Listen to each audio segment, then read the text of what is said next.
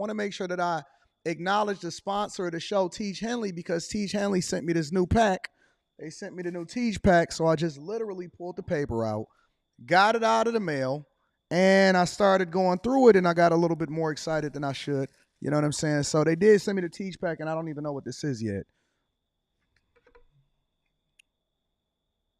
So I'm assuming this is what you get when you first order your Tiege, and I don't know what this is. Oh, this is dope. This is absolutely dope. Is this a nail kit? Ladies, get this for the fellas. Fellas, don't wait for the ladies to get it for you. This is free. This just comes with it. 30% off your first order, plus 20% off for life. Literally. Oh, snaps. I didn't know that they were sending it like this. Real talk. So this is the nail kit that they sending you. All right. So now you ain't looking like a dusty. This is a free gift straight from Tiege for the people that ordered the Tiege. They got the small one for the little hands like mine's. They got the big joints for your toenails. And then they got the joints at the bottom too. You know what I'm saying? For y'all that's a little bit more crustier than usual. All right, so that's one of the free gifts that Tiege got inside of the pack. And then, what is this? Says, squeeze a quarter-size amount of Tiege Hanley body wash on the center of the wet bristles. Lather, scrub, rinse, and repeat for the perfectly satisfying wash every time. So that's inside of there also, right? Ooh, I can get my rubber ducky on right here. You know what I'm saying? So shout out to Tiege for sending me that uncomplicated skincare for men. And then what we got in here? We got the actual Tiege pack, right? So this is the normal Tiege pack, but then they gave me the supersized joint for the people. They wanted me to show the people exactly what they got when they ordered that first Tiege pack, when you're getting your 30% off your first order, and then you get your free gifts. You get 2 free gifts, and then the 20% off for life. So the 20% off for life is a new thing. And dang, I ain't even got my keys on me to open this up. Maybe I can use the little nail clipper thing. I ain't got to buy no nail clipper for my new joint downtown. And then you get all of the washes, all of the scrubs, all of the AM, the PMs, and all of that stuff. So you got the whole thing inside of there for you to make sure you take care of yourself. But you got to make sure you take care of it every day. Right? We don't want to miss days. We don't want to be looking like dusties. It does not absolve you from being able to make sure that you brush your teeth. Brush your teeth. It don't fix the teeth problem. Don't fix you ironing your clothes. Don't fix you being able to take care of your business. But it absolutely makes sure that your skin is phenomenal, even when you're going between shaves. You know what I'm saying? So shout out to Tiege Hanley. We absolutely appreciate you. Thank you for continuing to hold us down. I might do an official Tiege commercial, but I like just talking authentically to the people. I like giving the people the authentic look of what it is that you're dealing with, and I want you to hear from me personally, because anybody can do that little pitch and they can make some little videos, but very few of us can actually speak to the products of exactly what it is that you're supposed to use. So yeah, Tiege Hanley, 30% off your first order, and then 20% off for life. That's the Anton Daniels pack, 20% off for life. Using any other Tiege pack, make sure that you go ahead and let that go. And make sure you tap into the link that's in the description and take care of it, all right? What's going on is Anton from AntonDaniels.com. I appreciate you guys for continuing to rock with me. Thank you for tuning in for another edition of the Millionaire Morning Show. I am your host, Anton Daniels. It is Tuesday, May 14th, 2024, year of our Lord. Let me give you guys a round of applause for making it in another day. Shout out to my people. Shout out to everybody that showed up. Let me give y'all a little bit of a correction. Tiege Hanley is not only just giving 30% off your first order. They're giving 40% off your first order, plus 20% off for life. 40% off your first order, plus 20% off for life. All right? So go ahead and get the new Tiege pack. And then also on top of that, make sure you guys subscribe to the channel. We love Tiege Hanley, a sponsor of the platform. Has been absolutely awesome for us. So shout out to our partners over there at Tiege Hanley. And then you guys, I want to appreciate you guys. It's Tuesday night, so we got a few things that's popping off. Before we get into that, let me say this. Let me do a little bit of housekeeping. After hours is tonight, so we doing after hours. That's probably going to pop off somewhere around 10, 10:30-ish. You know how we do. Sometime in the 10 o'clock hour. Sometime between 10 and 11 Eastern PM. So if you guys are not subscribed to after hours, make sure you tapped in to after hours. We definitely get it popping. I'm going to be reading the super chat and the cash apps in a second just to acknowledge the early supporters of the show, because you know I don't ask you guys for it, but you know I got to acknowledge the people that support the platform. Make sure you tapping into the Patreon. So just a couple days ago, literally on Sunday, I do I have to do some agreements? Proceed.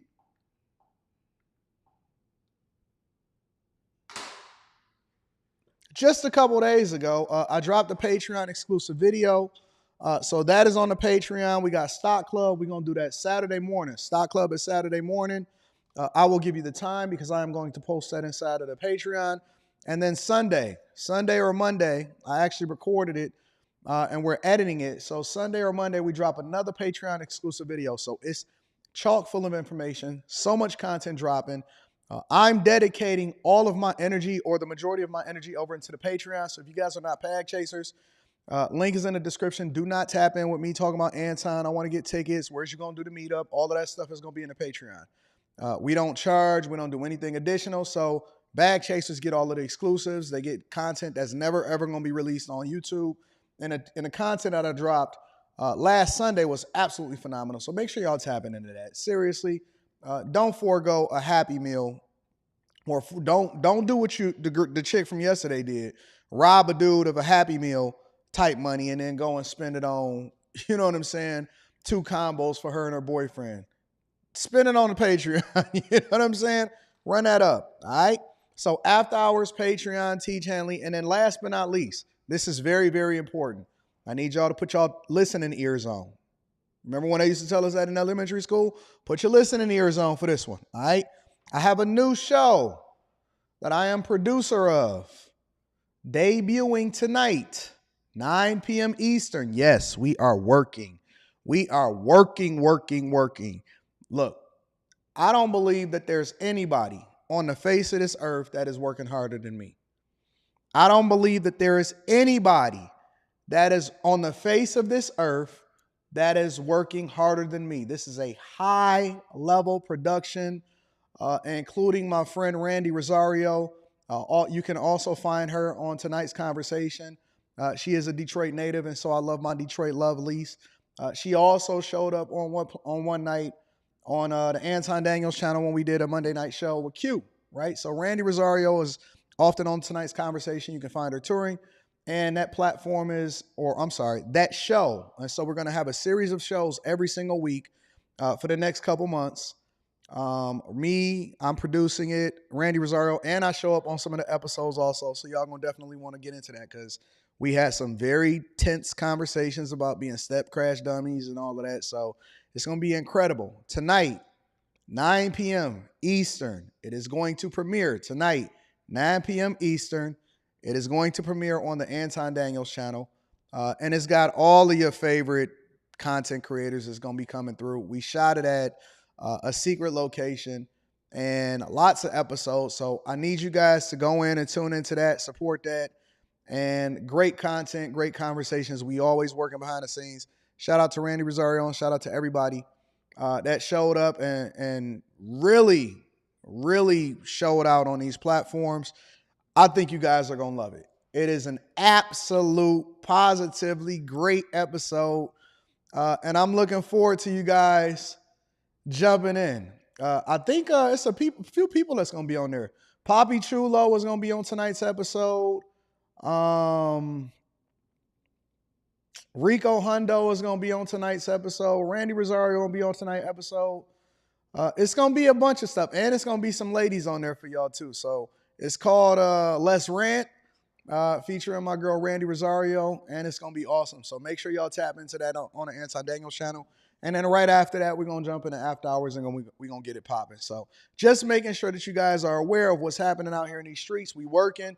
While everybody else is doing whatever it is that they doing on the outside, we making sure we keeping y'all supplied and we funding y'all and telling y'all what's popping. All right. So let's continue to get it popping. Let me read some of the super chats, and then we're going to go ahead and get started with the show because we got a lot to cover today. Pookie's friend Ray Ray said, I've had 9 chicken legs this morning. I'm ready to get to the bag. Shout out to you, big dog. I appreciate you. P. Shank is in the building. Says, Anton, I'm ready for the Millionaire Morning Show. All right, let's get it started right now. Jeremy H. says, please tell me you ain't buying that Cybertruck. I seen that joint driving down the highway. It looks straight out of an Atari race game, Atari car game. Nah, I didn't. I actually canceled my order. Let me see if they actually canceled my order. Because I just talked to the guy last week, and I told him to cancel the order. So let me see if he canceled it. I should be getting my yep. Order is canceled. I did cancel the order, and I decided to go ahead and buy the Porsche 911 instead. So that should be here. Actually, let me check on that. Porsche. I'm looking forward to getting this car. I haven't wanted a car this bad in a long time. I haven't.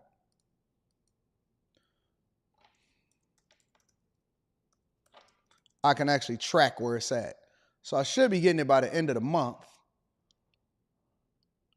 Ah, there's my baby. There is my baby. There goes my baby. Oh, wait, look at how gorgeous she is.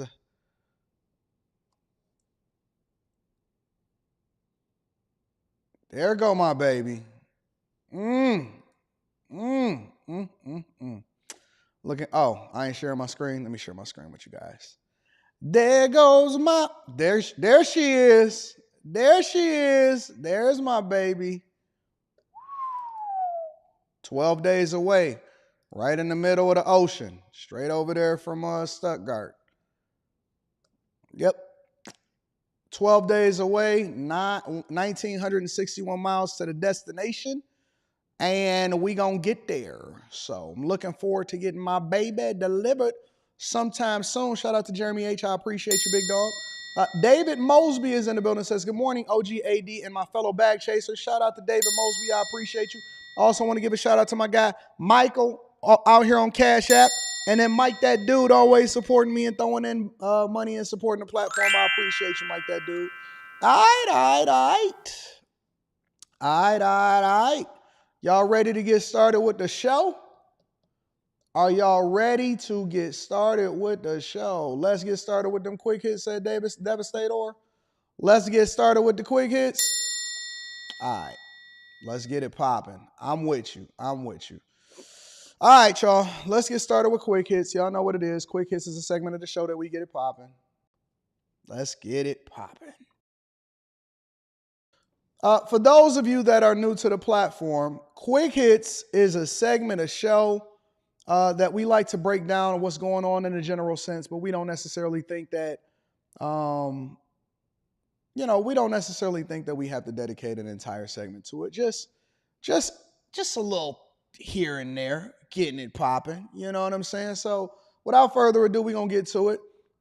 First things first in Quick Hits, Melinda French Gates. Now, one thing I never understood is, why do women decide to keep their maiden name when they're getting into a situationship and getting married, especially to one of the richest men in the world? I don't know what this French Gates thing is. We know you by Melinda Gates from the Bill and Melinda Gates Foundation, but 3 years after they divorced, she decided to step down. Take a look. 3 years after her divorce from Microsoft founder Bill Gates, a different kind of separation. Melinda French Gates is leaving the foundation they created. This is not a decision I came to lightly, she says. I'm immensely proud of the foundation that Bill and I built together and of the extraordinary work it is doing to address inequities around the world. In response, Bill Gates says, I am sorry to see Melinda leave, but I am sure she will have a huge impact in her future philanthropic work. Cap.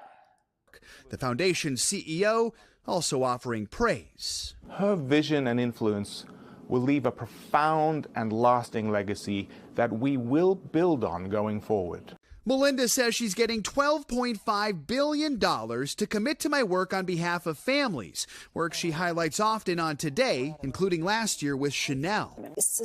Let me ask y'all a question.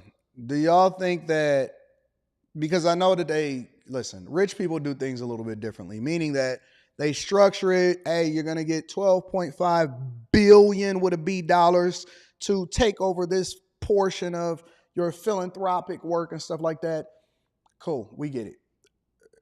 Do y'all think that, and I know she was back with him a long time ago and they've been married for a long time and they raised the kids, and Bill is going to be fine because he's still a, 100 of billionaire and all of that stuff.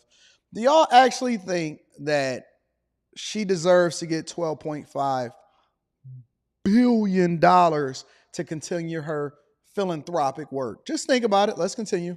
Society will be completely different than we know it today if women have equal power, really equal power, where they're... Now remember, I need y'all to understand what philanthropic work is, okay?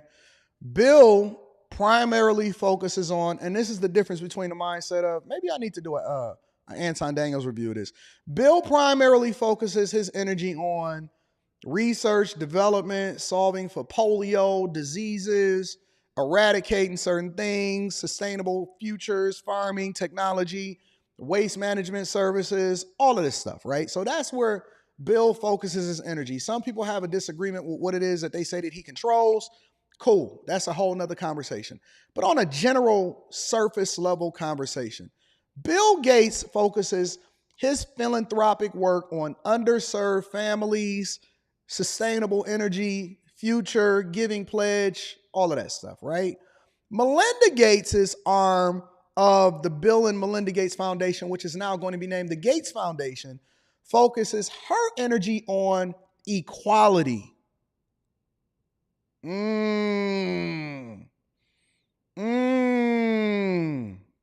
Equality. That is what Melinda Gates' arm of philanthropic works looks like. Sit on that for a minute. Let's continue. Making decisions, they're controlling resources, they're setting public policy. Even though Bill and Melinda divorced in 2021, she stayed with the foundation as co-chair, something Bill discussed with Savannah a year later. She says you guys are friendly, not necessarily friends, but friendly. How do you Don't see look the over. relationship moving forward?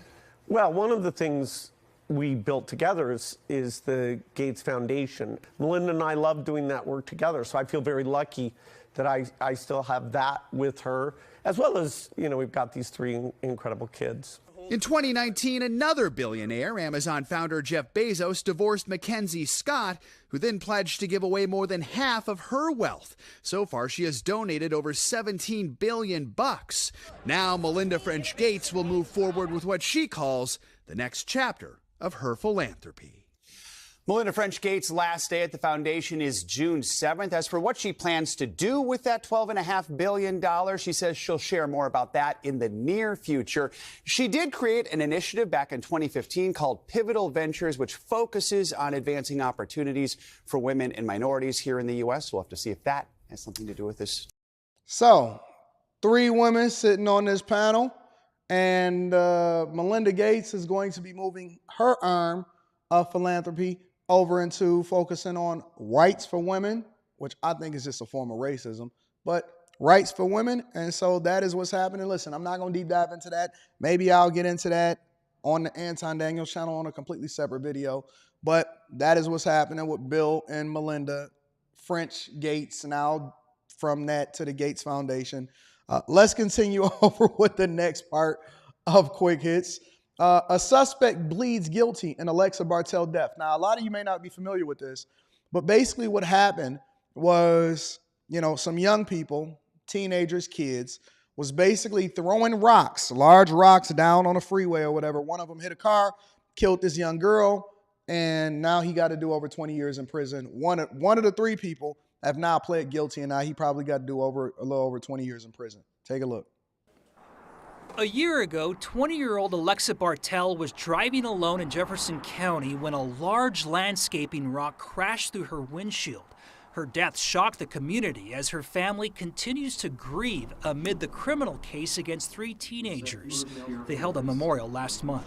We're here today to remember Alexa, the amazing soul she was. Now, one of the suspects, Zachary Quack, has agreed to plead guilty to 3 counts. That's first-degree and second-degree assault and criminal attempt to commit assault. As part of his plea deal, Quack agreed to go to prison for at least 20 years. That's a pretty big deal. We're talking adult prison with adult prisoners. 9 News legal expert Scott Robinson calls Friday's development significant because that puts pressure on the 2 other teen suspects. Joseph Koenig and Nicholas Carroll Chick are still expected to go to trial this summer on murder charges. But this is a bit of a domino falling in favor of the prosecution. And the question is, will the other 2 defendants follow suit and enter guilty pleas? It really comes down to what the prosecution determines is the extent of individual culpability. It's unknown who really threw the rock that killed Bartell, but investigators say the 3 teens were together in 7 rock-throwing incidents that hurt 3 other people. And Quack, like the other teen suspects, is now 19 years old. The judge told him this morning, even though he agreed to go to prison for at least 20 years, Jesus, the court could give him up to 32 years, so he'll find out in September when he's sentenced. So he probably going to be 50 when he get out. That's crazy. So you addicted to throwing rocks. But I think that the bigger part of this story is be careful who your friends are, whether you're a teen or an adult. I know a lot of y'all like to let y'all kids go and live their life and stuff. You don't know. They might be throwing rocks on the freeway and some little white girl get killed that was supposed to have a bright future. And then they got to go and do 30 years of their life in prison and you sitting on trial. So I don't think it's going to be any mercy that's associated with them.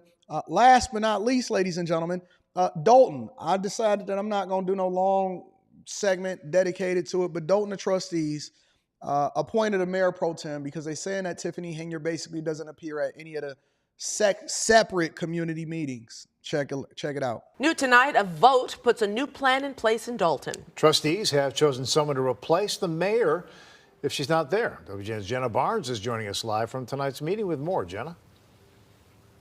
Yeah, Ray and Micah, Mayor Tiffany Henyard did not attend tonight's meeting, which is no surprise, but these trustees say it is a big part of the problem. That's why they appointed a mayor pro tem tonight.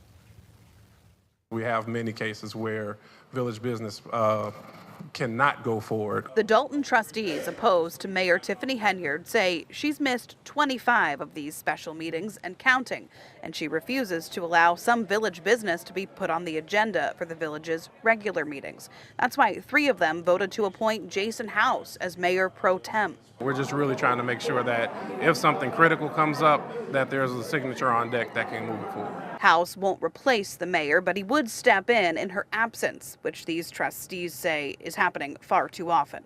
This is just in case, but we need just in case at this moment. We have meetings where we're all waiting 45 minutes just to get started, where we have an entire quorum here and we're waiting while the administration adds makeup and gets dressed. And it's just not fair. Their move comes amid mounting scrutiny of how the mayor runs the village and Thornton Township, the FBI serving subpoenas in both places. Henyard's top aide, Keith Freeman, charged with bankruptcy fraud, and her ally on the board of trustees and activist Andrew Holmes accused of sexual assault on a taxpayer-funded trip to Las Vegas. Andrew Holmes has completely disappeared. Don't nobody even know where he at. He probably in his room watching Netflix, chilling, eating grilled cheese sandwiches. He probably gonna come out built. If I was Andrew Holmes and I was gone for this long, man, I would come out so fit. I mean, you ain't got nothing to do but to work out. It's like you're a prisoner in your own home. I'm sorry. Let me go ahead and focus on this. We're paying these people, and it's like we're paying for them to abuse us. We know what she is doing, and it will be stopped. At the special meeting, the trustees also voted to make whole a waste management company whose payments were overdue, and they refused to move hundreds of thousands of dollars from one village account into another at the request of Henyard's administration because they say they received no explanation why the move was necessary. It comes a week after Henyard vetoed their hiring of former Chicago Mayor Lori Lightfoot to investigate. How dare you think you could come in someone's town and start working or doing something, even though we sent something stating it's illegal. We cited the code and everything in here, and she will not be paid for services. Like they have done before, these trustees say they will override the mayor's veto. They tell me that'll happen at the village's board meeting in the first week of June. And Tiffany Henyard is already expected to veto this move as far as them electing a pro tem. Pro tem, basically, it means for the time being, or a temporary position that allows for them to be able to make decisions in her absence. Two things I want to say here. The first thing that I want to say is I'm not sure how legal this is, like how they can go through this and then she'll still be able to veto it and say, hey, listen, I'm not going to pay this or whatever, so on and so forth. That's number one. The second thing is I'm not sure if these meetings are required or if these are meetings that are set forth by the village trustees and then they just saying that she need to show up and then they count the absences. You know what I'm saying? So objectively speaking, I'm not sure if this is official business or if this is just separate community meetings that they're trying to get together. But in conclusion, I pretty much think that they all deserve each other. I think that Dolton probably should go and contact OWN or BET or even Fox and say, hey guys, we want a reality show. And we think that y'all should pay us for this reality show because I think that that would be probably a lot better. If they were smart, they probably would have contacted somebody for the reality show in the first place and just center it around the mayor. Everybody can get paid. Everybody is just playing a role and acting. And then the city deserves itself. You can put Dolton on the map by creating a reality show. That's the best thing that they can get because this ain't nothing but a clown show and this is just going downhill anyway. So, ladies and gentlemen, that is your quick hits. Good God. Let me read some of the super chats and then we're going to continue on with the show. Shout out to Jamal Fowler, says just sliding through on a Tuesday. Shout out to Tuesday. I appreciate you, big dog. Anthony Bloom is in the building, says, what up, AD? I'm not a bag chaser yet. Big dog. Big dog. What are you doing? Not a bag chaser yet. Question. When you buy cars, are they bought as a business expense or just personal assets? Well, listen, Anthony, I expected to go over that in the video that I'm dropping this weekend, this Sunday or Monday, separate from the stock club that we're going to do on Wednesday. So in a general sense, let me just give you your money's worth because I definitely want to acknowledge your question. Both. I always purchase my primary vehicle, but I make sure that primary vehicle that is in our name is above a certain amount of weight because you can still write that off as a business, not as a business expense. You can write that off. That's a tax write-off, all right? When you buy a car such as a G-Wagon or certain other vehicles that weigh over a certain amount of pounds, Escalades, it's all about the weight, then you can write that off as a personal tax write-off. In addition to that, that's your personal vehicle. Or if you're going to get a personal vehicle that's not above a certain amount, a certain weight, then just make sure you get the cheapest vehicle possible. That may be a Hyundai Tucson. It could be anything, right? And then the other vehicles that is separate from my little play vehicles, all of those are for different businesses and different business opportunities, right? So, we use, for example, the Mercedes, which is in my media company's name. We use that to go and pick up and transport different people from the airport that we bring into the city. We use it for entertainment purposes. I also have a person that I pay to drive it around and whatever and so on and so forth. So we use that for the official business. So to answer your question, both. And the interesting thing about it is the accounting rules that apply is different depending on whether you lease it or you purchase the vehicle and you're using it for official city business or official business for the business. You see what I'm saying? So there's all different ways. And when we were having that conversation yesterday about NFL players keeping their money and adjusted gross income and different businesses and stuff like that, there's so many different ways that you can legally make sure that you're aligning and funding your businesses and putting into your business so that it can thrive and operate normally. And then we can also justify that as a business expense legally with the IRS. So phenomenal question. Make sure y'all tuning into the Patreon. If y'all not a part of the Bag Chasers, you really need to be a part of the Bag Chasers because we're going to do a whole session on that this weekend. David Mosby says, thanks for the Patreon and appreciate all of the game. Anton, shout out to David Mosby. I appreciate you also. All right, y'all. We got a whole show. Not a half a show. We got a whole show that we got to put on for you guys. And I'm glad that you guys are here. Let me acknowledge one more super chat before we get it popping. Morning, gents. Join the Patreon. Always looking to improve myself. Be well, mates. Shout out to my new bag chasers. We appreciate y'all for joining the crew. Again, the link is in the description as well as pinned to the top of the chat for y'all to go ahead and get that work. All right, y'all. Let's go ahead and get started. So, first things first, Kamala Harris. We're going to go ahead and get the trash out of the way early. Kamala Harris, ladies and gentlemen, recently went on tour. And a lot of these people are labeling it the abortion tour. I won't necessarily label it abortion tour. I will call it women's reproductive rights. Women's reproductive rights. Now, I've been seeing online, ooh, Kamala Harris dropped the F-bomb. Kamala Harris dropped the F-bomb. I think that this is nothing more than a stunt, a ploy to get some visibility. They already not even talking about the things that's meaningful to the American people, such as immigration and inflation. But instead, they're trying to play off your emotions and also talk about women's reproductive rights. Right. Got it. AKA abortion. So this is the quick news clip about what it is that she was doing.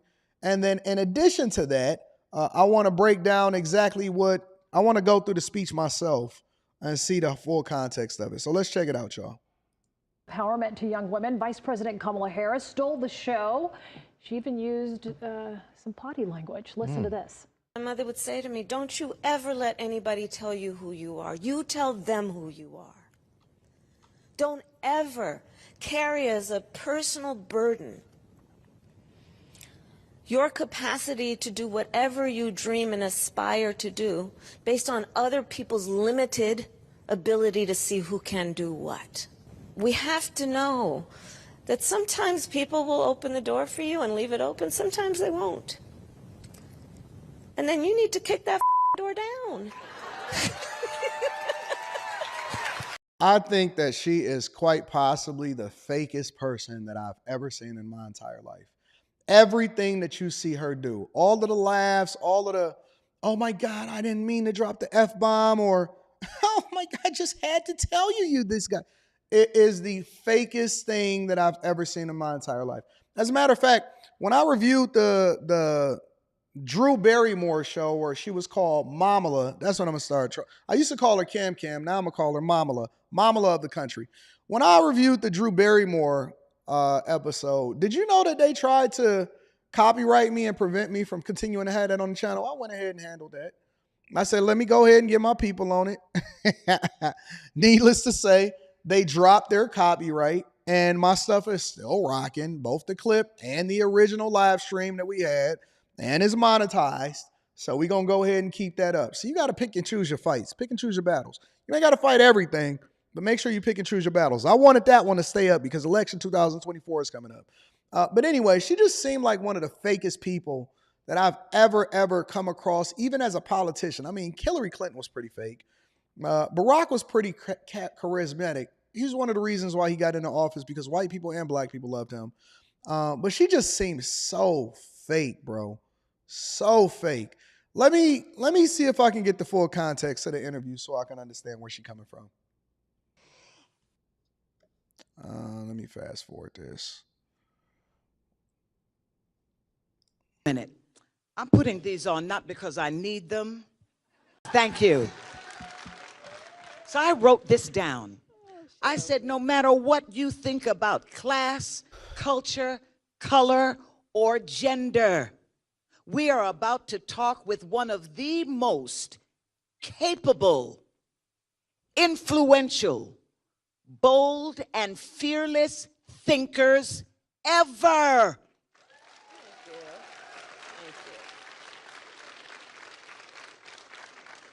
This human right here isn't out to connect some of us. She is here to connect all of us. Who's writing these speeches, bro? This is so trash. Let me get to her part.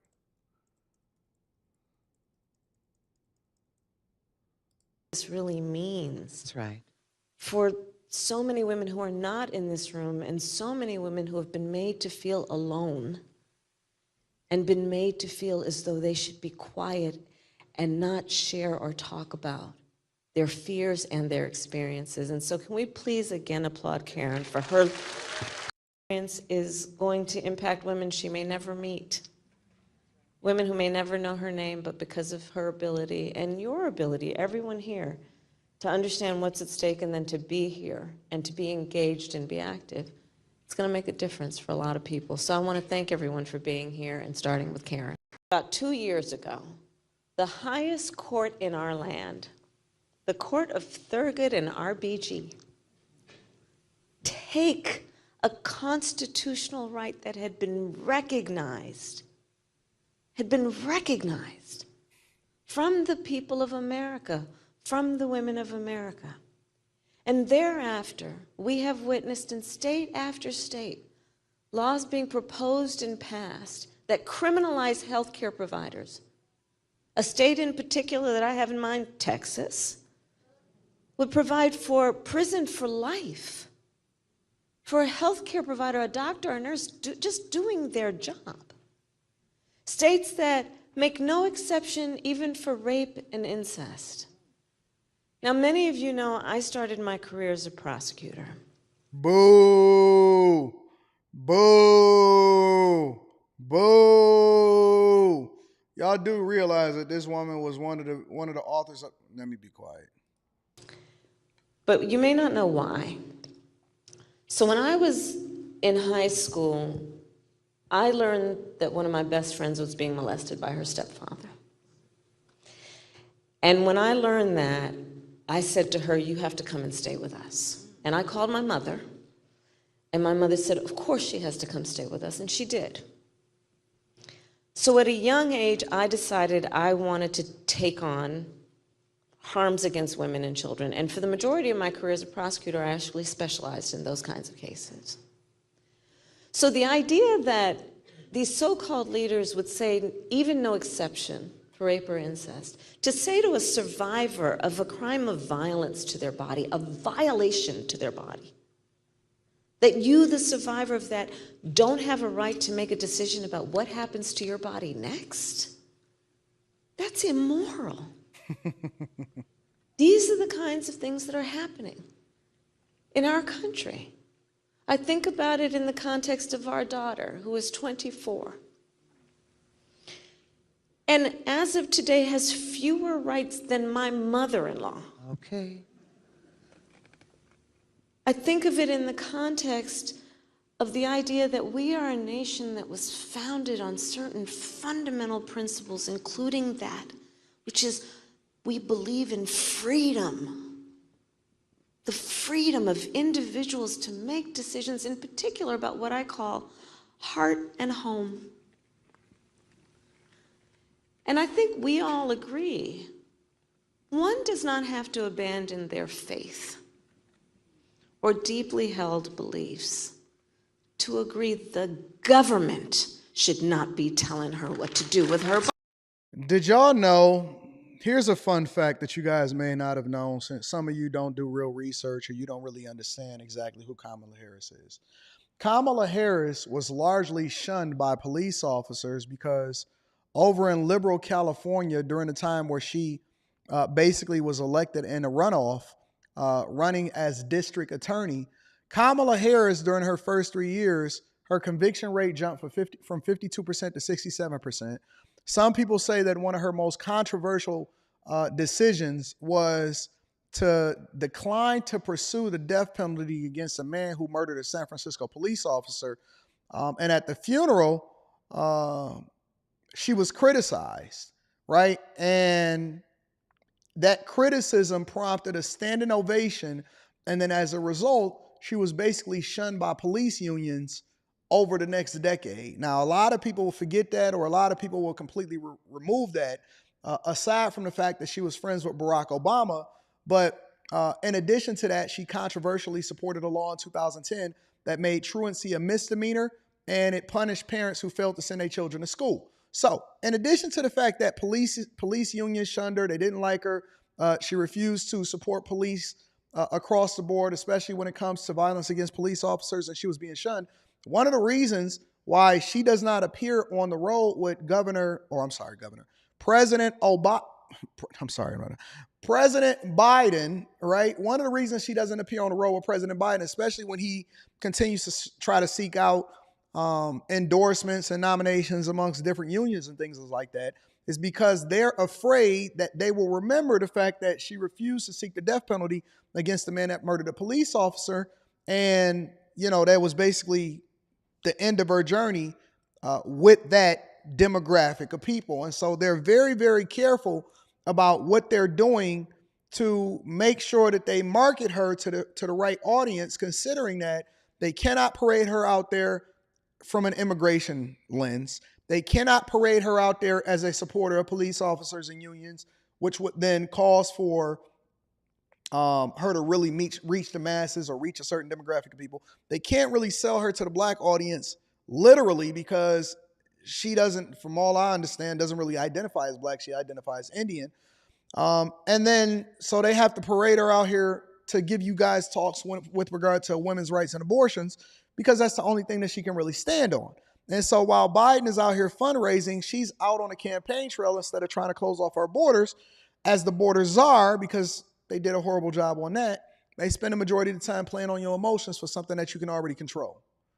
Meaning that we have so many different ways for you to control whether or not you get pregnant or not, that they're spending countless tax dollars flying her from city to city and state to state to advocate on the behalf of women and playing their emotions, because they know that women often at times, especially black women, are the ones that swing the election one way or another, especially in households where the man is a simp. Just a fun fact for you guys. For those of you that don't like to research who you're voting for. Body.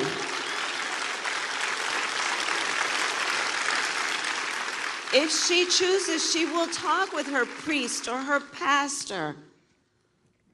She will talk with her rabbi or her imam, but not the government. And my goodness, I'm going to tell you, these states, some of them, I was just recently in Florida, six-week ban, which makes very clear, by the way, that these very important so-called leaders are not very clear about how a woman's body works. Oh. Since most women don't even know they're pregnant at 6 weeks. So either they don't know or they don't care. This is what's happening in our country in this year, 2024. And so we have to, all of us, and I'm preaching to the choir with this group who's here, we have to be active. Did y'all know that Kamala Harris, under the Obama administration, was actually under consideration to become a Supreme Court justice? A lot of y'all are really unfamiliar with who it is that y'all dealing with. Under the Obama administration, she was rumored to be a potential Supreme Court nominee under the Obama administration, bro. Seriously, can you imagine Kamala Harris as a Supreme Court justice? That would be insane, bro. These fundamental points that are about freedom, and also hopefully that we all, as Americans, have a sense of empathy and concern about the suffering of other people, So that's why where is we it are. important to you? First of all, I am a daughter of a mother who had two goals in her life. My mother, her two goals were to raise her two daughters and to end breast cancer. My mother was a breast cancer researcher, and she was one of the very few women and women of color. And my mother, since the earliest days of, I have the, I didn't realize I did, but I have the distinction of being the first president or vice president to ever visit a reproductive health clinic and provide breast cancer screenings. That's right. Contraceptive care, PAPs. All right, listen, I can only take so much. Very, very boring. Very, very emotional. Yeah, man, it's a weird situation. I'm not a fan, but yeah, she dropped the F-bomb. Woohoo! Of course, we got to report the news, so I try to make it as entertaining as possible. But it's no way to make this mummy entertaining whatsoever. Anyways, let's continue on with the show. Let me read a couple of super chats and then we're going to get on with the real show. I just wanted to make sure I give y'all the political updates first to get that out the way. Amir Taylor says, I just voted for Trump. Thank you, Cam. Hey, let me ask y'all a question. Do you guys do mail-in ballots or do you actually go to the polls and vote? Or do you not vote at all? Maybe I'm going to make that a poll question at some point. Do you guys do mail-in ballots? Do you go to the polls? Or do you not vote at all? Shout out to Darius Davenport says, how's it going, Mr. Daniels? I was wondering if you thought about getting into crypto. I've noticed you mentioned dividends on Stock Club. Crypto can produce yields too, and it seems like a good investment. What's your take on it? All right, so this is my general take on cryptocurrency, all right? I think that cryptocurrency has made a lot of people rich. I think that cryptocurrency, I've done a lot of research into blockchain, a lot of different things that surrounding exactly how cryptocurrency worked. I still don't understand enough about it to actually put my money into it, nor would I ever, and I'm sure that there's a lot of other people that can give y'all advice on cryptocurrency, and I'm not saying that you shouldn't. What I'm telling you is that as a C student that needs to do extensive research to know exactly where I'm deploying my research or deploying my monies, okay? I don't understand enough of it to do it myself, nor do I understand enough of it to advocate for my people to do it. So one thing that I stand on, right, is number one, I am never going to invest money for other people. I always invest my own money. I was always taught to put your money where your mouth is and mind your own business, meaning that if it's good enough for me to tell you about it, it's good enough for me to do it. That's number one. Number two, I like to teach people how to fish, not give them a fish. Meaning that the whole point of the Patreon and Stock Club and the Bag Chasers and everything that we do is to use myself as an example, produce the receipts, and actually tell you guys how I did it and then let you guys make an informed decision of it. So although I know that there's a lot of people into cryptocurrency, for now, if I was to join in and if I was to do that, it would seriously be gambling. And gambling is putting money into something that you don't fully understand. I believe in being an informed investor, and that way you are making an informed decision and you're not gambling. So my position on it, although I understand that it can be very profitable for some people, I will never, under any circumstance, never, ever put my money into something that I don't understand, and I will never advocate for my people to do so either, okay? I am a man whose reputation precedes him, especially when it comes to producing receipts and all of those inside of the Bag Chasers. And so I always have to make sure that I fully understand it 100% before I can speak about it, which is one of the reasons why you never see me talk about cryptocurrency on this channel, because I don't talk about something that I'm not into, that I have not done yet, and that I don't know. So that's my stance on it. I understand if you guys get into it, but I cannot, in good conscience, ever tell my people to get into something that I don't fully understand yet. All right? So, yeah, man, that's where I stand on that. Shout out to Darius Davenport. I would prefer to put my money into stuff that I understand, and that's a philosophy that comes from Warren Buffett. LT144K says, at first I was a bit hesitant joining the Bag Chasers, but your deal, and it's already paid with the Stock Club. Shout out to the Chasers. I understand the skepticism because it's a lot of people that don't really have the receipts and they can't really speak to what it is, but it's a real deal. Rivian is up over 7%. It's good to see a legit and caring brother helping us to eat with no games. We don't play no games. If y'all not a part of the Chasers, I'm telling you, nobody has a bigger community on Patreon than me. Nobody has a bigger community on Patreon than me. Let me tell you something, bro. We over 6,000 Chasers strong. It's a reason why the people mess with me. It's a reason why the people mess with me. If you're trying to keep your little $15, God bless you. If you're trying to keep your little $15, I can't help you. Man, I don't even want to show that. I can't show that. I can't show that. I can't show that. I can't show that. Then they're going to be getting jealous. We at 6,783 members inside of the Bag Chasers. We are our own community. 6,783 783 members inside of the Chasers. Let me see if I can give y'all a little preview of that. Just a little one. Just a little one. Members, 6,783 members. That's a part of the Chasers, all right? If you are not a part of the Chasers,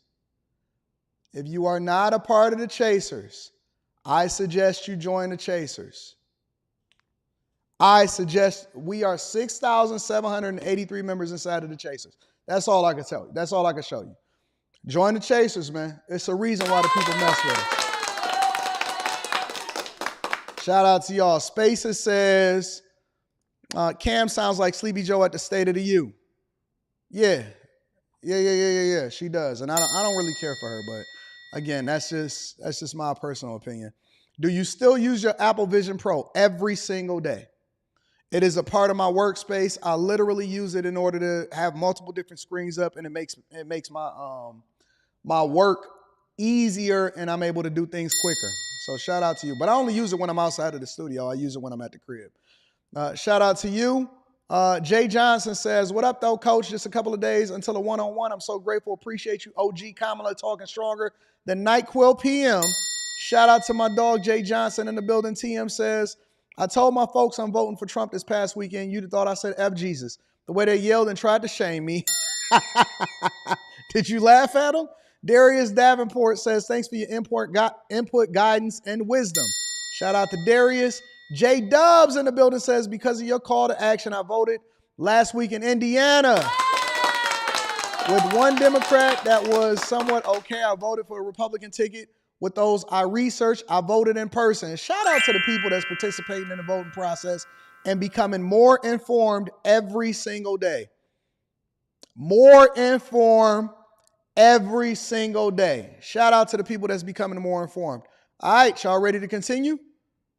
Y'all ready to continue? All right, let's get into it. So, second thing that's going up out in these streets, California. So Gavin Newsom, in my opinion, is largely the worst governor in the United States of America.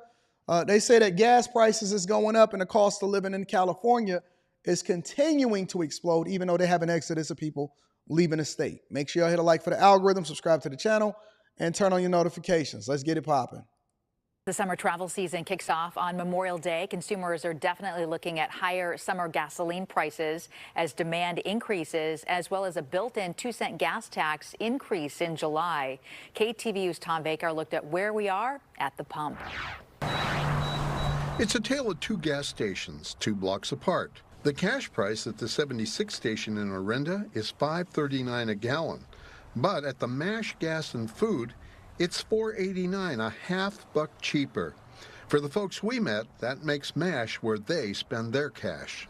It's at least 50 cents cheaper here. Over the years we've covered this station, it has always had a good audience, and simply because they try to pass the savings on to consumers, not themselves. There are several low-income senior buildings, and it really helps us out in Orinda. Even though we live in Orinda, we're low-income seniors. I'm selective where I get my gas from, for one thing. Like I come to this gas station going back and forth through Fiddletown and San Francisco. One man says it's all about too much government. One example, a coming carbon tax that might add as much as 50 cents a gallon, possibly next year, to fight climate change. People that are running the state right now and the regulations associated with the gas prices.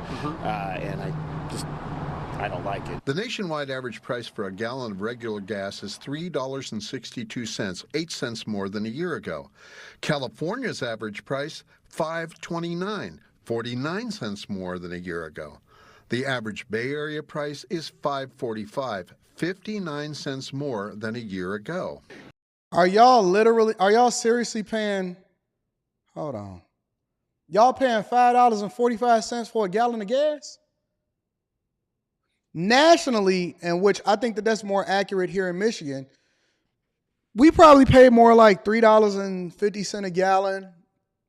California on average is paying $5.29 a gallon and $5.45 a gallon in the Bay Area. Ain't the Bay Area one of the most depressed areas over in California? Are y'all seriously paying almost $6 a gallon for gas in California? Jesus Christ. All right, so let me ask y'all another question then. Since we just going to get into the thick of things and we trying to understand what the logic is for the people that's over there in LA.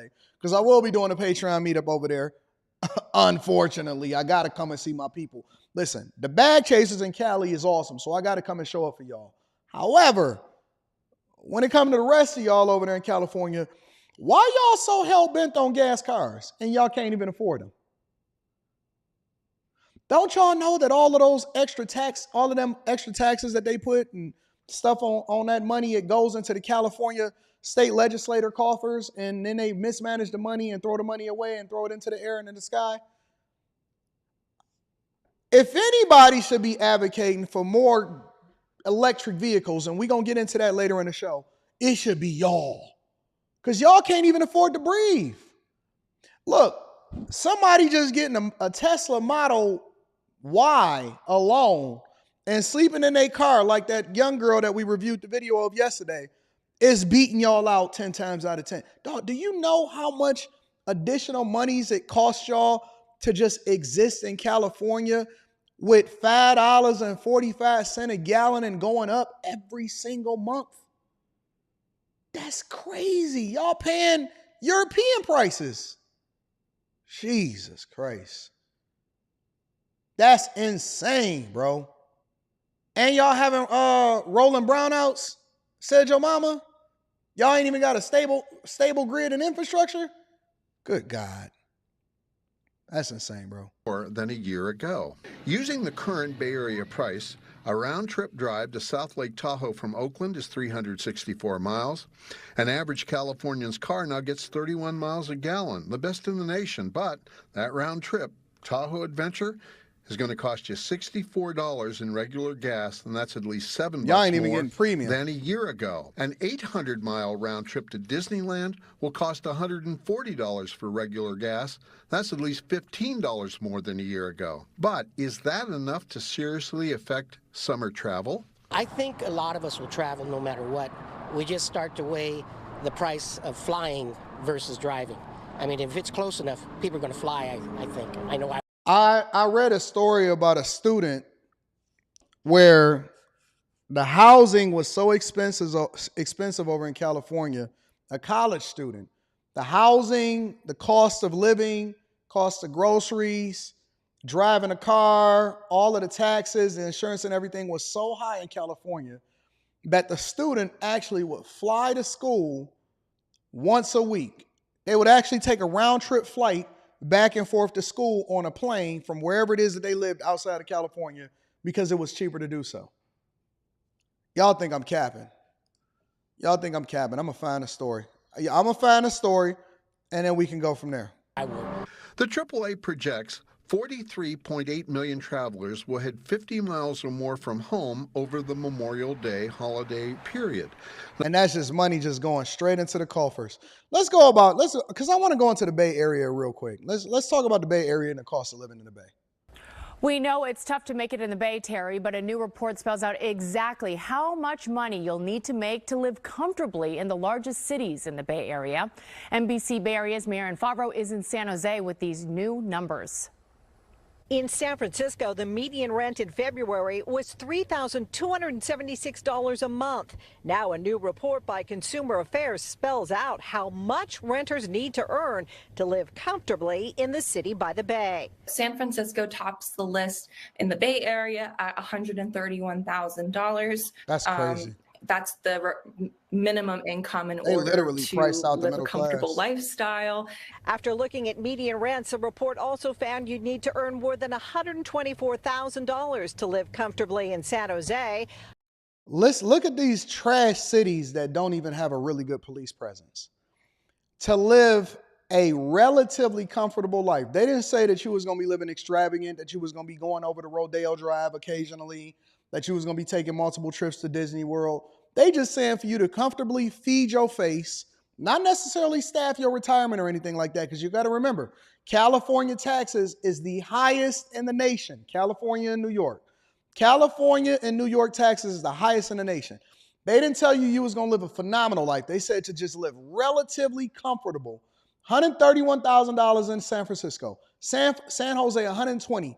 Now remember, The average household income in the United States of America is less than $70,000 a year. That's everybody inside of the household.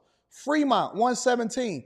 The only place that you can go to inside of California that's worthy of you even being able to think about living a decent life as far as comfortably, financially, is Oakland. And Oakland is considered one of the places that everybody is trying to get away from. The A's move. The Raiders got the heck up out of there. In and out left. In and out left Oakland. That's how bad they say it is over there. And this is what y'all doing. Look, I know y'all think I'm crazy. Listen, this is the student. 10 months ago, I looked at a story. I never even reviewed it.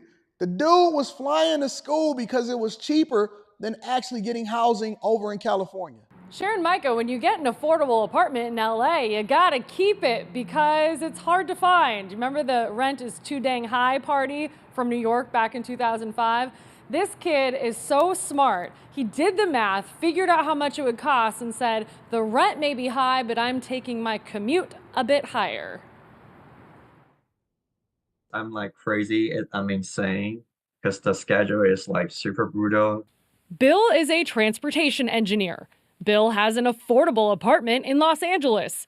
But when he was accepted into his dream master's program at Cal Berkeley, he made it an immersive experience. He commuted to class by plane. I wake up around 3:30 in the morning. LAX to SFO at 6 a.m. Then I will take BART, which takes an hour up to downtown Berkeley. Then I will take a shuttle to campus to get to my 10 a.m. class. Class, lunch, office hours, back to the airport. I will reach home around, I would say 10 p.m. sometimes. 3 days a week for 9 months. It takes a lot of, I think, self-discipline, commitment, my passion, transportation to make it work. Dude was basically, it's cheaper for the dude to fly. He lived in an affordable apartment, I guess some form of affordable housing.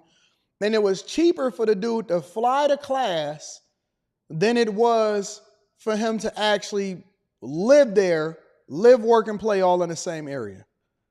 This is the California that Gavin Newsom has created for you guys.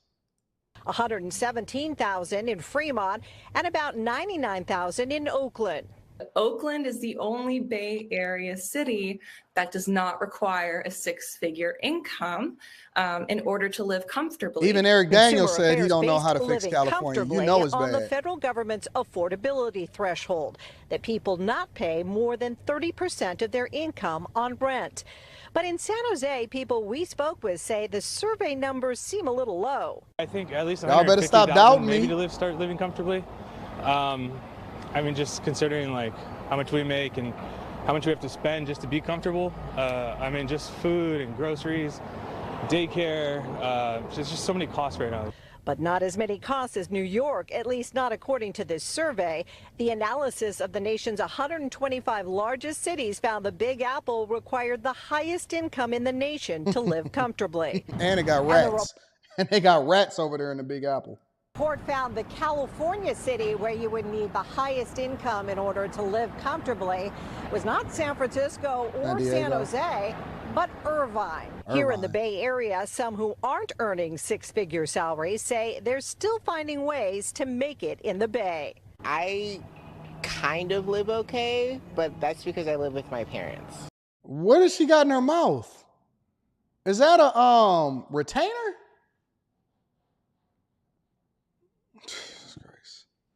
Anyways, shout out to the Bay for running it up on y'all and making sure that they take advantage of all of y'all monies. Gas prices is high, rent is high, weather is bad, taxes is high, and they just continuing to take advantage of y'all. Let me go ahead and switch over. We got to get it out of here. All right, let me read a couple of the super chats and then we're going to continue over with the show. Tonias Busy says, I'm finna be 6,784. Shout out to Tonias. Yeah. Get it. Run it up. Listen. If you trying to preserve your Happy Meal money, and so, you know what I was thinking to myself? So a couple years ago, when I first created the new tiers, right? Because seat at the table was sold out, and I closed off, and the amount of available spaces for early adopters is completely sold out. I opened up early adopters for $9, and most of the people that got early adopters, not only did they get it for $9, but they was getting it for 15 and 20% off because they did it for the whole year. So they was getting it for less than $100 for the whole year, right? And I vowed to myself, I said, I'm never, ever, ever opening up the $9 tier ever again. Ever. Ever. Never, ever, ever opening up the $9 tier ever again. Let me ask y'all a question. I'm feeling generous. Honestly, spirit of moment, what if I opened up the $9 tier for like 10 minutes? 10 minutes. I wonder what that would do. Let me see something real quick.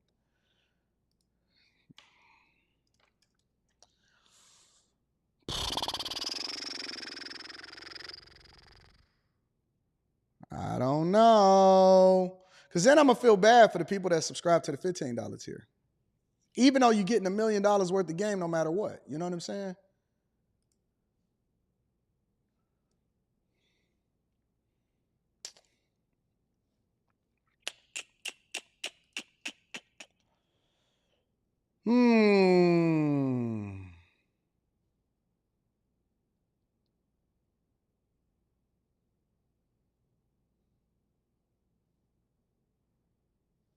I don't know, man.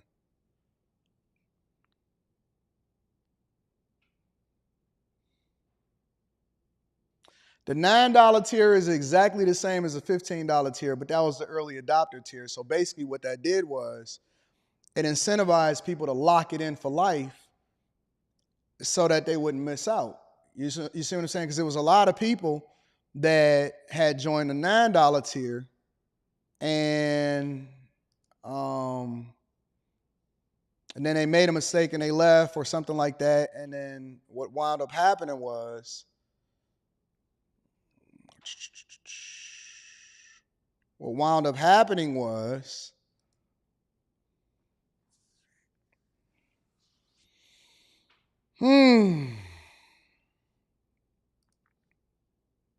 they wasn't able to ever get back in.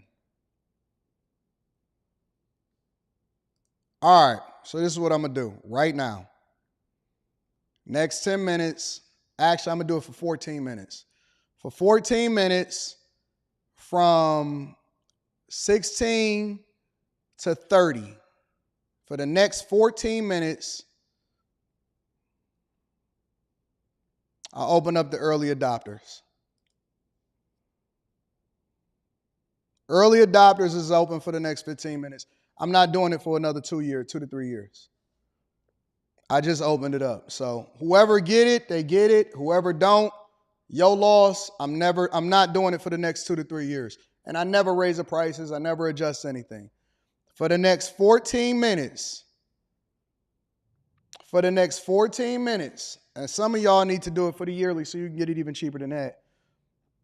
Shout out to Tanais. You inspired me. Shout out to you. Brookdale. Let me get the Brookdale in the building. Says, you gave me the super sticker. Shout out to you. I appreciate you. So by the time I finish the next segment of the show, I'm closing it off. Devastator says, I'm good. I'll stay out here in the Midwest. I'm with it. Victor Williams says, that's a whole man. Nabushinge Azai says, good afternoon, Mr. Daniels. I've watched all of your channels for an extended period of time. I'm finally in a position to absorb all of the game. The 1st of June, I'll start my journey as a back. You better not wait. You better not get it right now. Amen says, I'm signing up ASAP. Shout out to you, Chris James. Said I need that seat at the table. I might open up one slot for you, Chris. I might open up one slot for you, big dog. Email me after the show, and then we're going to talk about it, and I'll give you a call. Shout out to Chris. Spacey says, will we be able to change our current subscription? Try it. Try it. You should have never not missed out on the $9 one. Kev in the building. Shout out for the $2 for Kev. I appreciate you. Listen, all right. As soon as I get done with the next segment of the show, I'm closing it off and I'm not opening it up for the next 2 to 3 years. As soon as I finish with the next segment of the show, 10 minutes and 40 seconds, I'm closing it off. I'm just letting y'all know. All right? The $15 people can absolutely switch over to the other tier. All right? So do what y'all got to do. Take care of y'all business and go and get that. All right, so let's get into it. Mass layoffs for teachers is coming. Make sure y'all tap into the Patreon. The link is in the description. It's available right now. Right now. Let's go. Teachers and staff at schools from coast to coast could soon be out of the job. That's because pandemic-era funding is set to expire. Stephanie Haynes joining us live with a closer look at how this could impact jobs. Stephanie, good morning. Hey, Marnie, good morning. You know, some major school districts across the country are announcing these proposed cuts or layoffs. And so what that means come fall is that there could be fewer teachers, there could be fewer aides, maybe classroom sizes are going to get bigger, and it just might be a little bit more of a stressful environment. Y'all might have to refresh the page. Refresh the Patreon page on your browser, all right? In schools across the country, and part of the reason is because of this pandemic era funding. This $190 billion really allowed districts nationwide to really hire up staff. And so some of the school districts that we're taking a look at here who have made some of these announcements: San Diego, California; Arlington, Fort Worth, both in Texas; Portland, Oregon; Wichita, Kansas; Hartford, Connecticut, and the list goes far beyond that. But here's an Anaheim school board president addressing this very issue just a few weeks ago. We know your students love you. This is, as my colleague said, one of the hardest things that we have to face. If we do not face this, we do not have a school district. We can't run a school district on negative funds. Negative funds, declining funds, budget cuts, those are key words there, Marnie, because those have been issues that have already been really, something that school districts have been dealing with even before the pandemic because of declining enrollment across the country. And a report from McKinsey & Company finds that public school enrollment across the board is expected to decline through 2040, and that is just because of declining birth rates and declining immigration rates. That report also notes that, a lot of states are expanding school choice programs. Parents, since the pandemic have been getting more options for schooling for their kids. They've been sending them to private school, to charter schools. Homeschooling has become a lot more popular. And because of that, the funding that goes to public schools really is based on enrollment. So when kids, leave, then they don't get quite as much. So it's just this prevailing cycle. And then, of course, Marnie, we're still dealing with a nationwide teacher shortage to boot. So tough decisions coming up this fall in schools, Marnie. Indeed, and the impact far-reaching. Stephanie, thank you. Thank you. So a lot of teachers don't realize that even becoming a teacher, with the shortage, you're going to have to move over to a different school district if that's what it is that you decided that you wanted to do from a career. For the guy that was crying, and he was whining about the idea of, oh my God, they fired me and it was braiding my hair, you could just go over to a completely different district because there's a shortage of teachers. And I hear that it's a lot of teachers that's actually about to retire anyway. I was talking to a couple of people that I coach that are teachers, and they are older women, and they was telling me, they said, Anton, I'm not sure that I'm built for this. I'm about to switch. I'm about to go over to a completely different school district, or we just gonna, retire and try to serve our husband's business altogether. And it's a lot of teachers that's saying that they don't want to be bothered anymore with what's going on inside of these classrooms. In addition to the fact that it's very difficult for them to even get raises or funding. I know that Brandon Johnson was running over into the state of Illinois, and they was just saying, yo, I will need $1 billion more for what's going on inside of our city, including what's going on with the students. Let me share with y'all this other video because I want to get it from a different angle, and let's see if we can get anything else from this before I give y'all my thoughts on it. And then I'm going to close off the $9 tier completely. For weeks, we've told you about school districts across the state battling budget deficits like Salem-Keizer and Portland Public Schools. Now, superintendents are calling on the state legislature to fix how Oregon funds public education. Fox 12's Connor McCarthy is live in Southeast Portland. Tell us about the latest push by both districts and their teachers to get more funding. Connor? Well, Pete and Riel, as you know, for years, educators across the country have been advocating to their state legislatures to increase funding to public education. That includes here in Oregon. But after COVID-19, funding has dried up and the needs of students continue to increase. Both districts and teachers say that the funding system is broken, and a new video made by 4 superintendents here in Oregon wants to bring light to that. Greetings, I'm Steve Cook, Superintendent of Benlapine Schools. I'm Brett Champion, Superintendent of the Medford School District. Hi, I'm Sandy Husk. I'm the Interim Superintendent for Portland Public Schools. I'm Andre Castaneda, and I'm the Superintendent of Salem-Keizer. Q, I opened up the $9 tier for 5 more minutes for everybody, and so everybody is scrambling to get their $9 tier before we close it off within the next 5 minutes. We got 5 minutes and 15 seconds left. All right.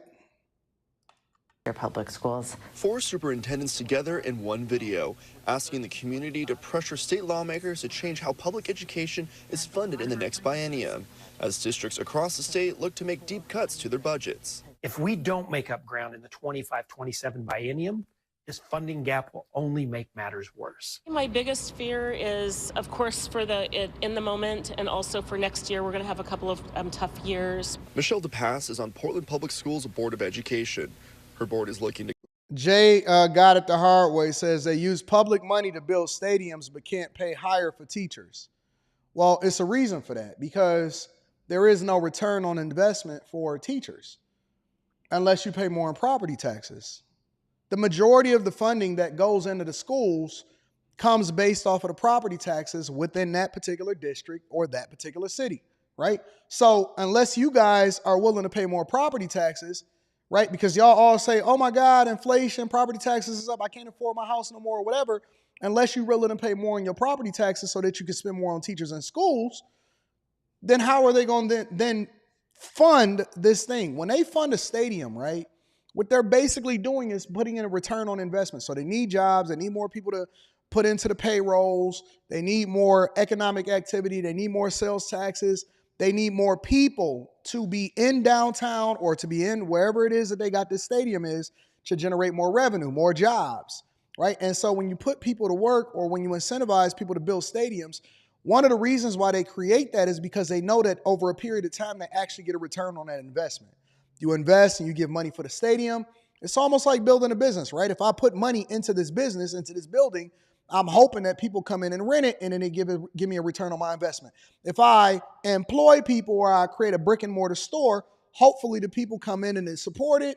And then the foundation of that is the team. It's the concerts. It's all of the events that's surrounding it. It's making the downtown more vibrant. It's forcing people to want to live, work, and play. All of the public transportation, people coming in, parking, resources, more money, more payroll, more money going into the coffers, and then the city ultimately is the one that benefits from it.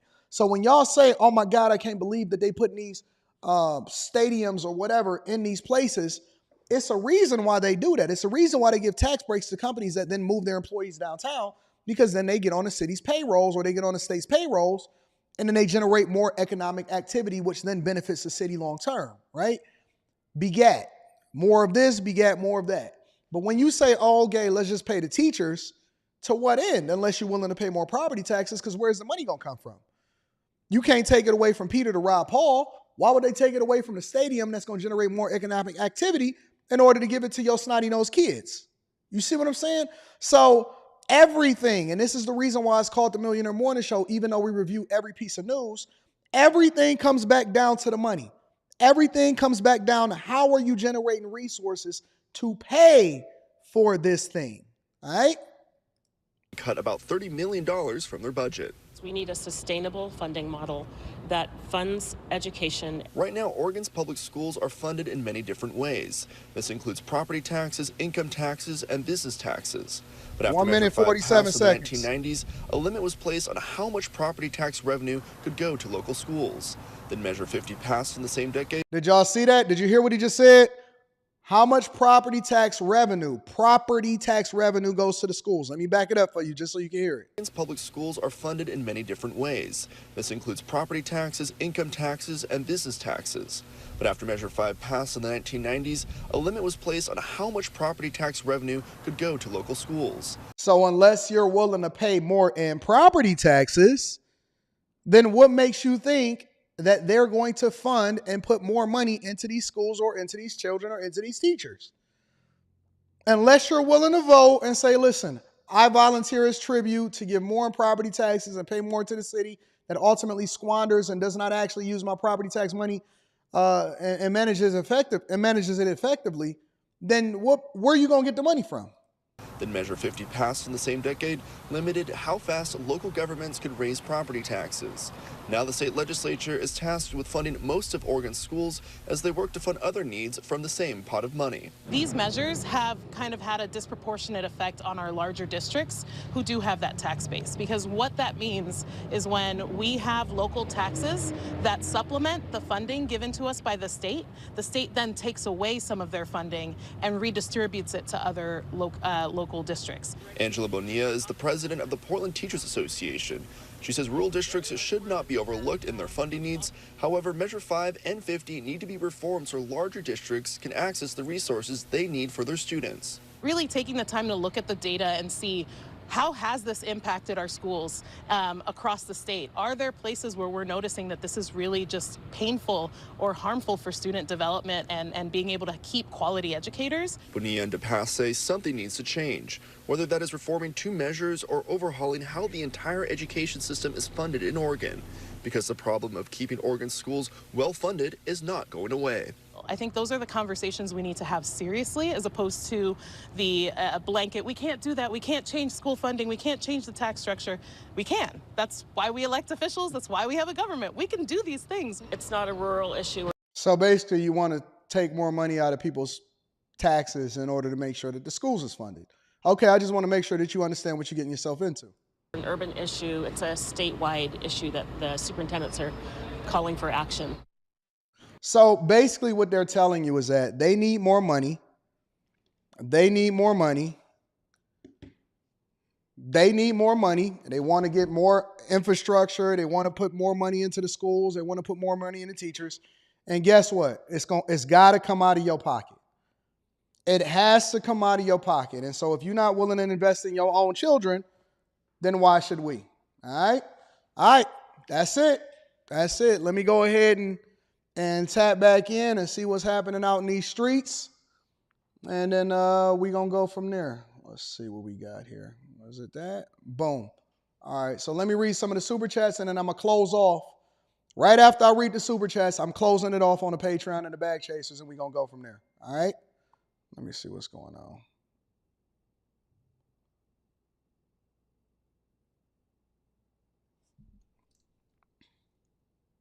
Hold on.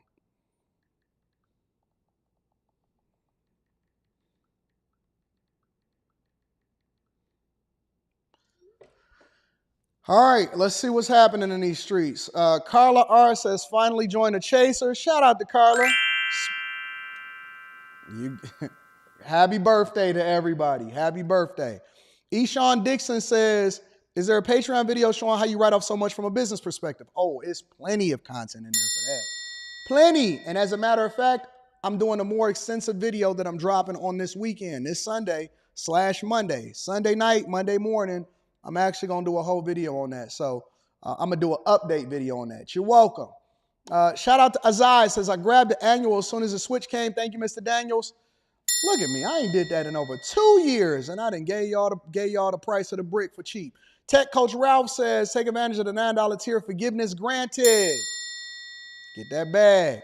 Tania's Busy says, happy to be the inspiration today. Takes a bow. You did. You are the one that did it. Malik Turner says, had to sign up for the $9. Never seen the price of the brick go down. And I'm about to close it off in a minute. As soon as I get done reading Super Chats, I'm closing it off. Lot Jeffe said, tries to change through the app, but it wouldn't let me. If you tried to change through the app, you probably want to do it online. A-Man01 says, it's official Bag Chaser for life. Shout out to the Chasers. Listen, I'm never opening it up at least for the next 2 to 3 years. Dre Doris says, just join the Chasers. A lot of y'all smart. Oh, you smart. You loyal. Lopter said, that little push made my day. New Chasers. Shout out to the Chasers. Mr. Lott in the building says, I spoke to the class of 8th graders in the city this morning. Those teachers were already defeated by 10 a.m. Sheesh. Sheesh. Five Brown says, unfortunately for us that are already annual members, we cannot downgrade to the lower tier, and on annual pledges, kudo is worth every penny. Well, think about it like this, guys. Think about it like this, all right? Look at it from this lens and from this perspective. Y'all already getting millions of dollars worth of game. And y'all was already, assume that I never even opened it up, because you're not really losing anything. So y'all absolutely is killing it. And I can't control the platform. If it was up to me, I would allow for y'all to be able to do it, but I can't control that. I'm not the owner of Patreon. Sam Williams in the building says, count me a chaser, my brother. Keep grinding. Shout out to Sam. Phil Knight in the building says, speaking of school, check out this video that was released last night. Disappearing dollars, Texas public schools missing millions. Email that to me, big dog. I need to check that out. Prince L.E.N. is in the building and says, good morning, Mr. Daniels. The Patreon doesn't allow me to downgrade from the $15 to the $9 tier. My $15 annual also membership expires this month. Prince L.E.N., send me an email. I'll see what I can do about you, big dog, separately. All right? Anthony Boom says, all right, it's official. I'm a chaser of the bag. So you was trying to wait, and I hooked you up. Joe Gunn says, I'm signed up now as a $9 chaser. Now remember, y'all have to be on a tier in order to be able to see the content, all right? Bro officially just joined the Chasers, ready to become a better version of myself. Shout out to Anton, the big dog, Daniels. Changed it, says La Jeffe. All right, he figured it out. Tanisha says, thank you for the Patreon content. I'm in Cali. The $15 tier is fine while paying $5.79 for premium. Keep God first and stay grateful. Love the channel. I love y'all too. Don't tell me I don't love my people. Sportsaholic says, Anton $9 tier on the Patreon tier has done more for the economy than Biden all year. Shout out to Soul Ninja in the building. Can't downgrade, but I'll keep my $15 tier. Okay, we'll talk about it, Prince Elian. We got you. We got you. All right, congratulations. I'm closing it off now, officially. Give me 1 second. Edit. Advance. Limit.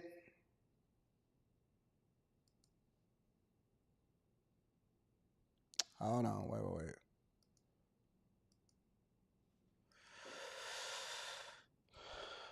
Hold on. I got you. Give me a second. Let me refresh. Reload. I got to close that off. I can't be having people still up in there. Limit. Save.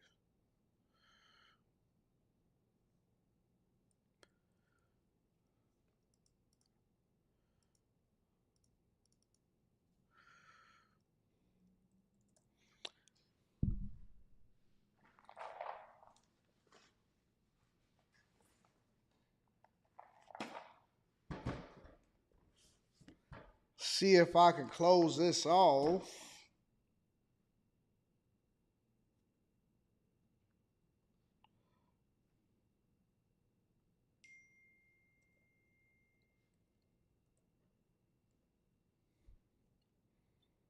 If you did not send it to your grandmammy,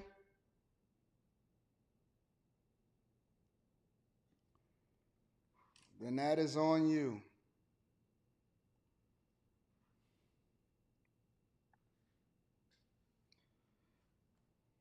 Man, I don't even know my code. Give me a second. A little bit delayed, but we'll get there. We'll get there. For those of y'all that did not sign up yet, you will be. You're going to have to join the $15 tier. And do not ask me to reopen it because I am not doing it. All right, there it is.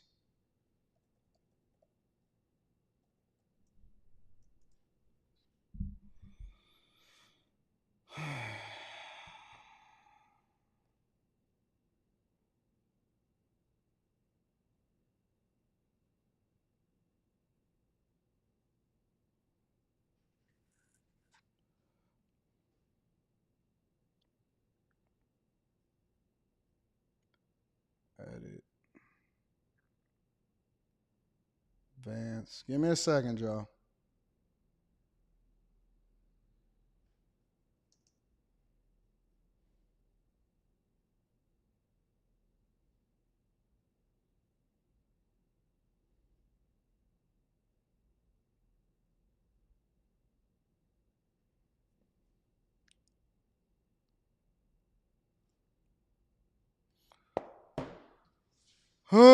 I got to figure this out. For some reason, it's not letting me. Is it too many people joining right now?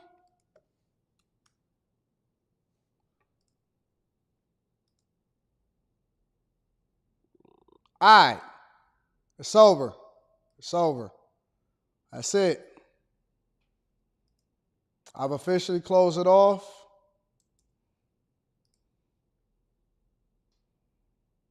That's it.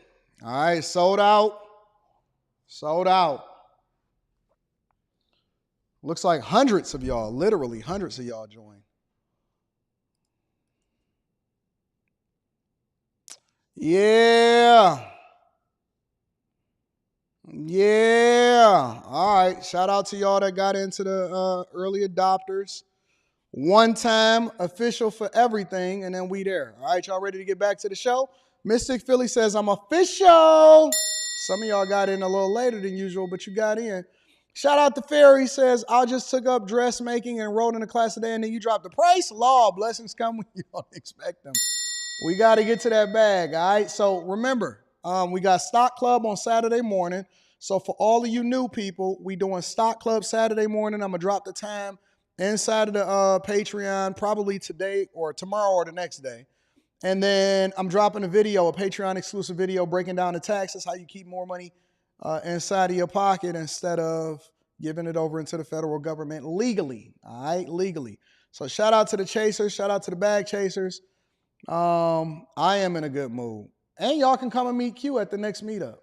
Come meet Q, Quentin, come meet all of my friends, Rita, me, Anton, and friends. We're going to have a good time. I'm going to make sure Q is there, and she's going to have a great attitude, y'all. Q is going to be at the next meetup. She's going to have a phenomenal attitude. Quentin likes to buy drinks. We all going to have a good time. Yeah. All right, y'all. We got to continue on with the show. We got to finish the show up. Let's get to it. So let's head over to California. Over in Cali, it's bad. I should just name this whole stream California. I think I'm going to change the name to this. I think I'm going to change the name of this to California because it is bad out here in these streets. All right, let's get to it, y'all. Y'all ready? I heard they over there cutting Tesla power cords in California. Let's get it popping. It's a disturbing trend. Thieves targeting high-powered Teslas and other EV charging stations and stealing heavy cable for the copper metal inside. NBC Bay Area's Tom Jensen is in Vallejo tonight, where someone cut cables from 9 charging stations, leaving Tesla drivers in a bind and causing tens of thousands of dollars in damage and repair costs. It's easy to see what the thieves are after. These cables are heavy, and you can see by the cut ends, they are also dense with copper. Look at that. Y'all see that? Y'all see that? That's copper. That's copper wire inside of those cables, okay? Let me tell you a little bit of a story. So I remember one time I actually went to go and build a bunch of houses in some of the communities that were underserved. Let's just put it like that, right? So shortly after I had opened up my restaurant, a little bit before that, I had actually bought a bunch of houses in underserved communities. And so we was going to put a whole bunch of money into them and start to, just be a part of the community. All of the stuff that y'all hear, the Umar Johnsons and stuff like that talk about, I done lived it, did it 10 times over, been robbed as a result of it. And so all of this blackity black stuff y'all see, all of this for the community pouring into the less deserved, I was one of those optimistic people. I was one of those people that was always like, you know what's wrong with the community? There's a brain drain, and everybody always leaves when they get educated and they do great things and stuff like that. And I'm telling you, every single time, you will spend more money putting it into the community with less return than just spending a whole bunch of money putting it into a $180 million house. I'm telling you, you build a $400,000 house, You will spend less building it from scratch than you will trying to keep people out of there, getting security, trying to make sure that nobody lose their life. I bought a bunch of cribs, and so we started refurbishing them, and we was going to put people in there, to make sure that they can stay affordable and stuff like that before the community changed. And soon as we would leave, every time we would get a window, every time we would get, new plumbing, whatever it was that we was doing, I'm telling you, in the morning when we would come to the property, it would be absolutely gone and stripped out. It would be absolutely gone and stripped out. And so it's difficult to change the dynamics of how people are living their lives when you invest in them. Because eventually it was like, okay, well, let's skip it. We'll just put all of our money and deploy it in the places that people actually appreciate it, and we'll raise the price of the brick. What's up, Mika? We'll put all of the money in a place where people appreciate it, and we'll just raise the price of the brick. Because what they would do is they would strip out the windows, they would take out the copper. They did a lot of that to the homes in Detroit, and they made the house completely uninhabitable. And so in order to actually buy the house and refurbish it, what you would have to do is you would just tear the whole house down. All you're doing is buying the land, and you would just have to build the whole house itself. So now what they're doing over there in California, especially in the Bay Area, is they've gotten so desperate. Please stop telling me how high end y'all are over in California just because y'all homes cost a lot of money and you can't afford to live there. What they basically doing over there in the Bay Area is the Tesla power charging cables, where you go in and you plug up your vehicle, your electric vehicle, in order to get it fully charged. They're going in and cutting the power charging cables, and then they're taking out all of the copper and trading it in for pennies on a dollar. They're trading in it costs more to repair the lines than what you get in the copper that you strip out of the lines itself. Y'all some special kind of stupid over there. Y'all got some special kind of thieves and stupid over there in California. Insane. Listen, do you know what kind of chances you taking by cutting a power line for cords that basically are running superchargers? When one day we see one of y'all laid out on the floor and they say, oh my God, we never know what happened to him. Somehow he just got electrocuted. God must have just struck him down. Nope.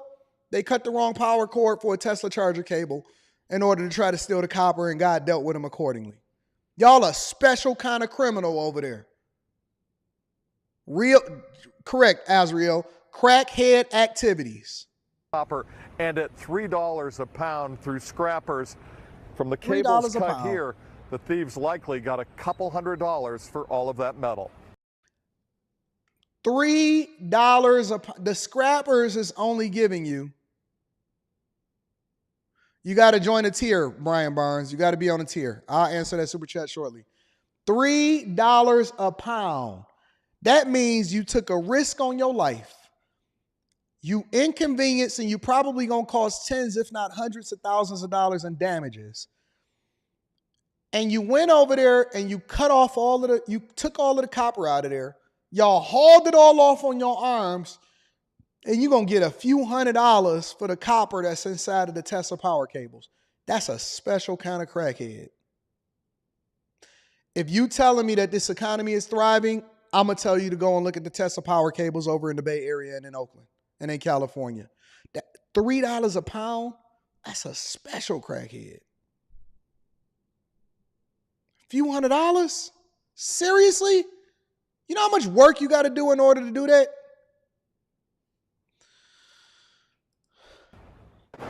They are heavy.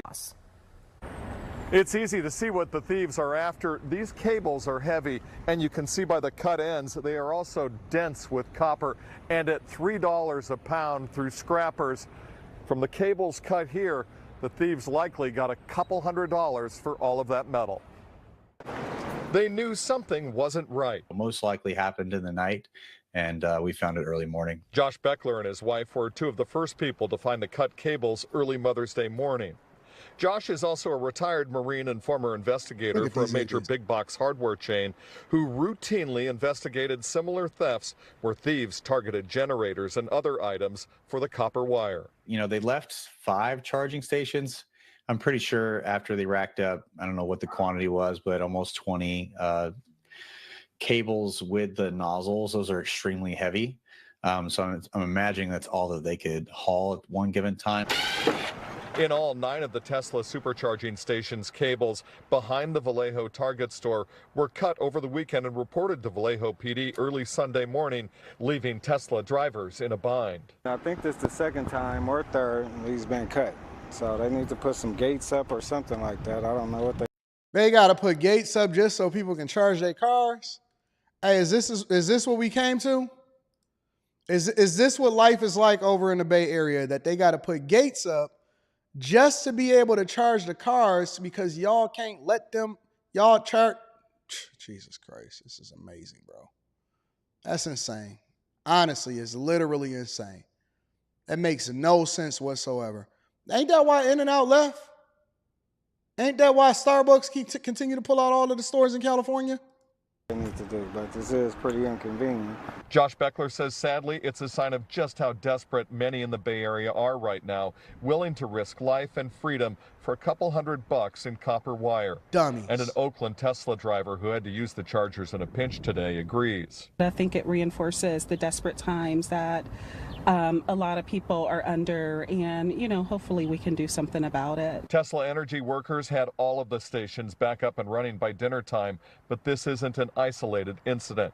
There have been reports of EV cables stolen from charging stations across the U.S. recently. That last driver I talked to from Oakland said she usually charges her car at home, but beware, the thieves are also targeting those home EV charging cables for just a couple of dollars worth of copper, and the cables themselves can cost almost $3,000 each to replace.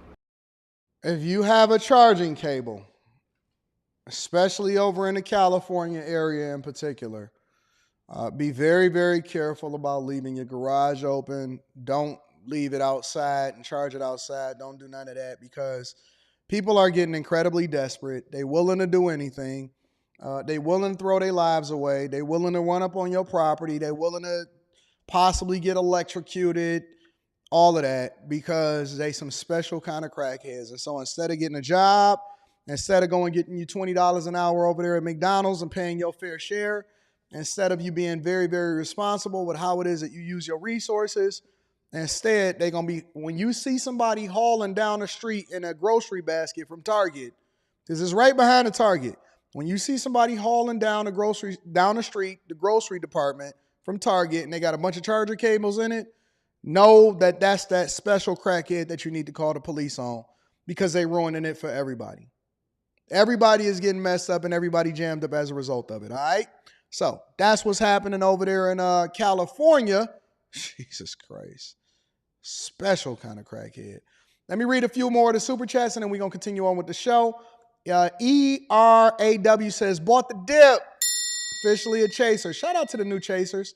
Byron Barnes says, hey, Anton, just joined. Not sure how it works to get access to everything. So as long as you on a tier, when you join, make sure you select a tier, and it automatically unlocks everything that's on the platform, all right? Shout out to you, big dog. I appreciate you. The Gray Way. Oh, and also, let me make this also announcement for all of you new chasers. Whenever you select any of the most recent content, inside of the description is a link to the Discord. The Discord is a community of people that we then tap into to make sure that we add as much value as possible. It has different hashtags and different threads for y'all to be able to tap into. And so if you have any additional questions that you don't see answered right here, tap into the Discord, and we definitely going to answer all of y'all questions, all right? So, Brian, shout out to you. Gray Way says, maybe they're thirsty for money and need to buy 2 combo meals. And they charge $3,000 per in order to get them fixed. Rob B says, here's the rest of the $6 for opening up the early adopters. Thanks for everything. I owe you another $1. Don't worry about it, big dog. You good. Shout out to Rob B for the extra $1. And Shelby says, thanks for all you do. Anton, the Patreon has been very informative. Thank you. Congratulations to all of the new bag chasers. Make sure y'all tap into the Patreon. Cultivator says, I know you remember them putting restrictions on scrap metals in Detroit. Young ninjas were stripping houses. Yep. I just talked about that. I literally just talked about that. They need to start cracking down on all of these scrap metal places and these pawn shops and stuff too, man. Shout out to Cleveland Sanders. Cleveland Sanders says, an official chaser. Watch the show daily, Anton, and I'm ready to get even more gems. Best $160 I spent all month. Let's get it. Yeah. Shout out to the new chasers. I'm going to make sure that Q and Quentin make sure that they work together to get y'all some drinks at the new meetup. We'll get there. Don't worry about it. Don't put my name on that. Let's continue with the show. So Steve Buscemi. Do y'all know who Steve Buscemi is? Do y'all know who Steve Buscemi is? Steve Buscemi is one of the most famous actors and has starred in so many different movies. But we're going to move all the way over from California over to New York. All right? Over from California, over to New York, okay?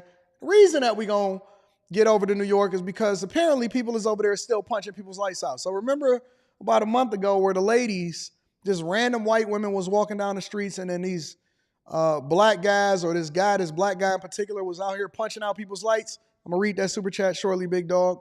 Well, same thing happened to famous actor Steve Buscemi.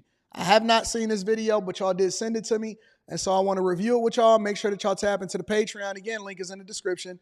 Check it out. Police are searching for a man who allegedly punched actor Steve Buscemi in the face on the street in an unprovoked attack. Just shocking here. Buscemi from Boardwalk Empire and many other films, of course, is okay. But the incident again highlighting random attacks on the city streets. Good day's Briella Tomasetti in Kips Bay, where he was punched. With more on the investigation and new images of that suspect. Briella, what's going on? Yeah, well, Dan and Tashani, that's exactly right. You know, this could have been you, it could have been me, it could have been anybody. The good news to take away from this right now is that Steve Buscemi is in stable condition. He is expected to make a full recovery. Police are now on the hunt for the man who did this. They know what he looks like. We'll get to those surveillance photos of the suspect in just a moment, but they have yet to bring him into custody. You probably know him from Fargo, Boardwalk Empire, and scores of iconic movie roles. Steve Buscemi's publicist says his client was randomly slugged in the face on a Manhattan street by a man police say is still on the run. Now, let me say that this is not the usual suspect. All right? Skin color, yes. All right? I expected for that to happen. But an older gentleman? I wasn't expecting for the older gentleman to just walk up and slug Steve Buscemi in the face. And the dude looked like he fit. He looked like one of those dudes that you clean him up a little bit, or, you know what I'm saying, you make sure that he shaved a little bit. And he probably going to be one of y'all, whatever, Crush Thursdays or whatever like that, right? Crush Wednesdays or something like that.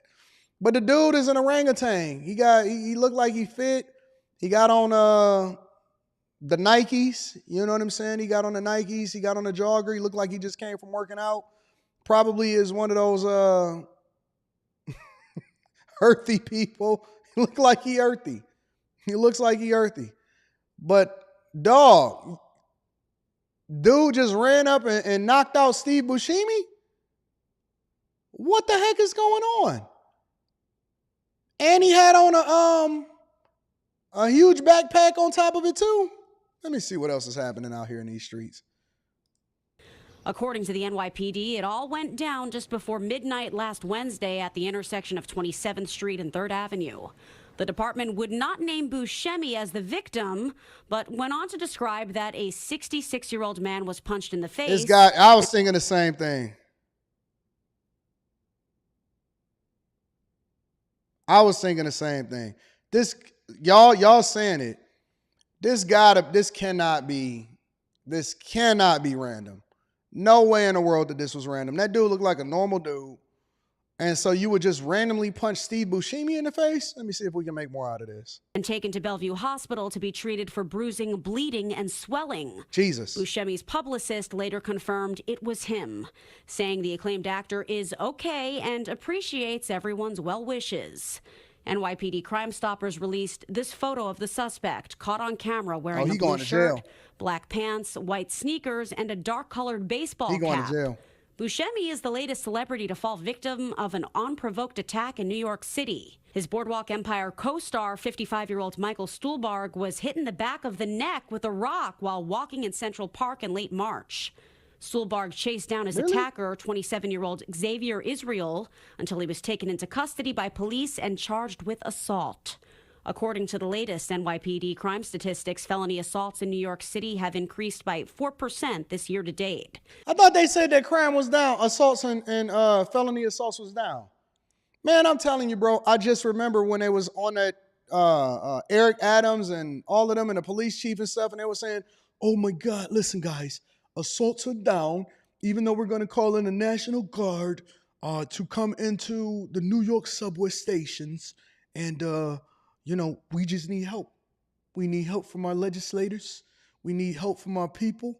I can't read that word. We need help from our legislators. We need help from our people.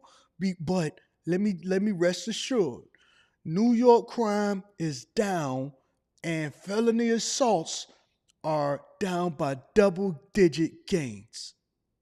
All right? Not only is it down, but it's down by double-digit gains. Now, I'm dyslexic. However, I am calling on the National Guard to come into New York City. They are going to be in our subway stations.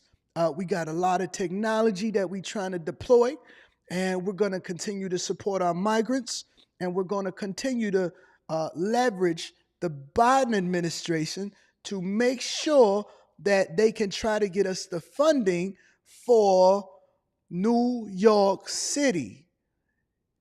We're going to have to make some sacrifices.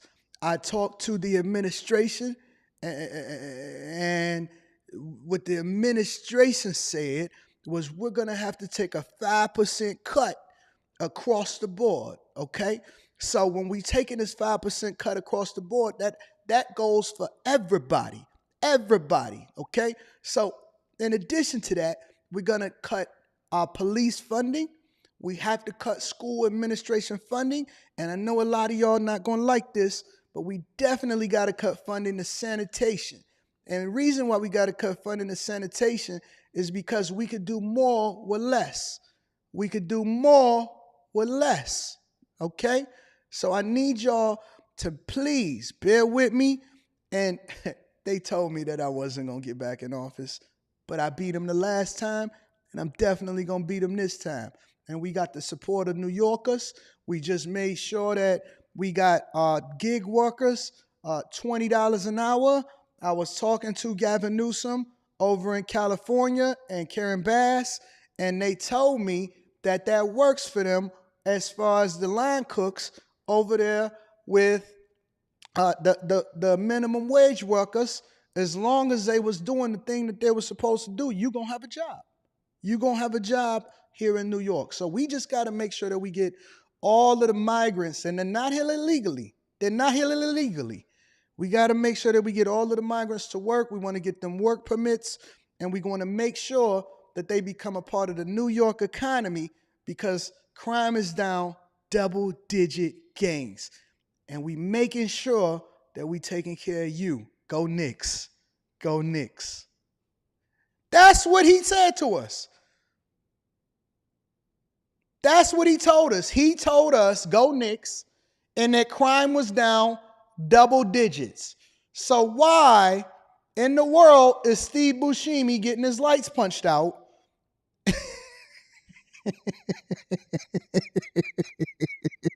Why is Steve Buscemi getting his lights punched out in New York City? Oh my God. Let's see what else. I got to see who this culprit is. Let's see what he was doing moments before. Now to exclusive video showing the moments before actor Steve Buscemi was randomly attacked in Kips Bay. This happened on 3rd Avenue by East 27th Street, and police are still looking for the attacker. CBS 2's Lisa Rosner has the video. Exclusive video shows actor Steve Buscemi looking at his phone as he walked south on 3rd Avenue last Wednesday before noon. The 66-year-old looks up to greet someone, and then moments later, just after crossing East 27th Street, is when police say Buscemi was punched by this man unprovoked. It's crazy, but it's believable. It happens. I live right around here, and you hear it all the time. Police are asking for the public's help in identifying the man in blue. Exclusive video also shows the suspect. That's a normal man. His Nikes ain't really even dirty like that. I got those same Nikes. Them exact same Nikes. I got them in there. I ain't never even, let me go see if I got them. Got them same Nikes.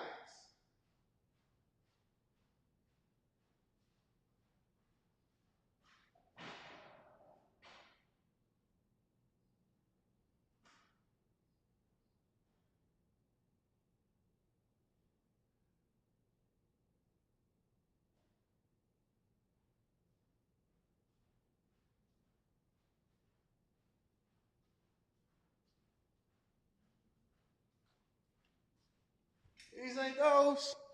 Let me see. These ain't it? Are these the same ones? No, these ain't it. These is different. Yeah, he got the black joints. Nah, that's not the same. I thought them was the same Nikes. This man is walking down the street like a giant, punching people in their lights out. That's not good. Like moments before the attack, walking north on 3rd Avenue, appearing to say something to himself. Yeah, that dude crazy. We're told the attack happened in front of this shed. He probably was listening to DMX. Behind me, photos have emerged of Buscemi with a bruised face. The Brooklyn native and former FDNY firefighter declined an on-camera interview. On 9/11, he returned to Ground Zero to help his former engine company. He was given keys to the city in 2021. A rep told us in part he is now another victim of a random act of violence in the city. He is okay and appreciates everyone's well wishes, though incredibly sad for everyone that this has happened to, while also walking. Y'all said I'm the culprit now? Y'all said I'm a suspect? I take that. The streets of New York.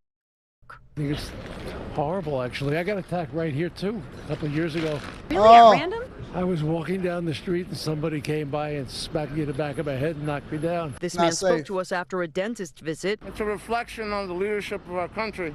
Oh, sir, keep it moving. In our city. Hey, hold on. Dog went to the dentist and got 13 teeth.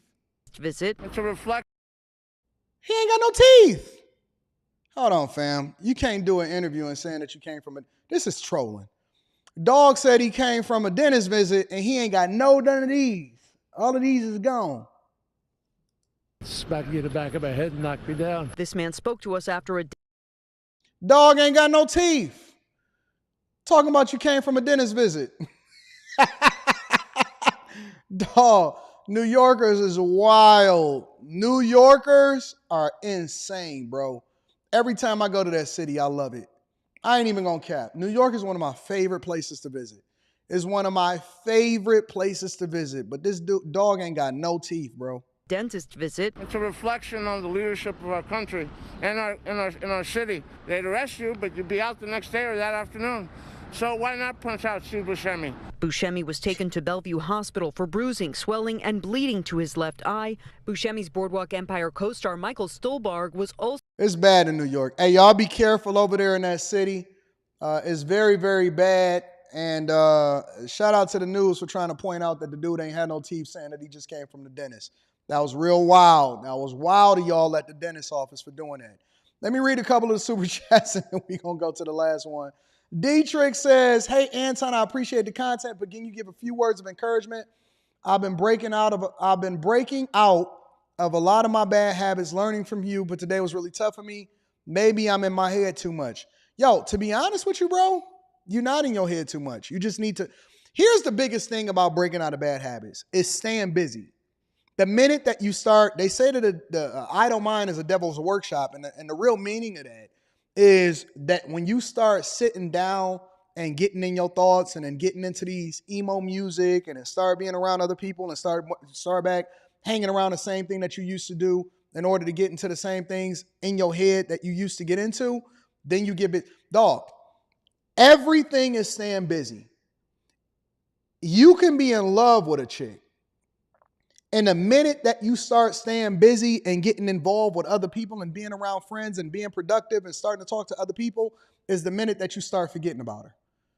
Most people find themselves back into bad habits because they have not replaced it with something else that's a lot more productive or conducive or something that they like. And so when you start to fall back into it, or you think that you're making an issue, just look at the forward progress. Most of us is always looking in the rearview mirror, and you can never go forward by looking in the rearview mirror. So the thing that you need to do is stay focused and continuing to plot forth. This is the thing about success. All right. This is the biggest thing about success that you need to realize and that you need to take from this conversation. You don't have to be successful for the year. I'll give you an example. A lot of times when I'm on a coaching call and people have a whole lot of debt, they'll say something like, man, I got this amount of debt. I got this amount of debt. And it's very, very difficult for me to be able to pay that off. And I can't see it. Oh, my God. And so they'll fall back, or they'll look to fall back into some of the same habits that temporarily made them feel good about where they were at in life, not realizing that when they woke up in the morning, they still was going to be facing the same circumstances. So I always break it down to them like this. And I say, listen, you got this amount of debt, right? Yeah. I said, okay, cool. And you can't see your way out of it. Let's say the debt is $36,000, $34,000, something like that. Let's say it's $36,000 in debt, right? And I say, how fast can you pay off $36,000 of debt? And they say, oh man, that's going to take me a long time. It's going to take me, 3 years, 4 years. That's a long time, man. I want to get rich now. I say, okay, cool. Don't worry about it. I said, I'll tell you what. How long will it take you to come up with $3,000 additional in this month? And they start thinking about it. They're like, it's not impossible. I definitely can figure it out. You know what I'm saying? $3,000 additional. Well, I can do some gig work, and maybe I can do a little bit of work over here, and then I could do some overtime. And so, you know what I'm saying? I think I can figure that out. I said, okay, I said, you know what? I'm asking too much of you. What if I asked you to just give me an extra $100 a day? Can you make an extra $100 in a day? Man, yeah, that ain't nothing. I can absolutely make an extra $100 a day. $100 a day, man, I can go and, a couple airport runs, and I can probably cover that with tips and stuff like that. Man, I definitely can run up $100 a day. I said, interesting. Did you know that an extra $100 a day actually wipes out over $36,000 in debt in 1 year? I said, you telling me you can't do an extra $200 a day? Yeah, man, I could do an extra $200 a day. I'll be spending that on nothing, whatever, blah, blah, blah. I spent $200 the other day. I know you can. And so the point of the story is that I'm not asking you to be great for the year. I'm asking you to be great today.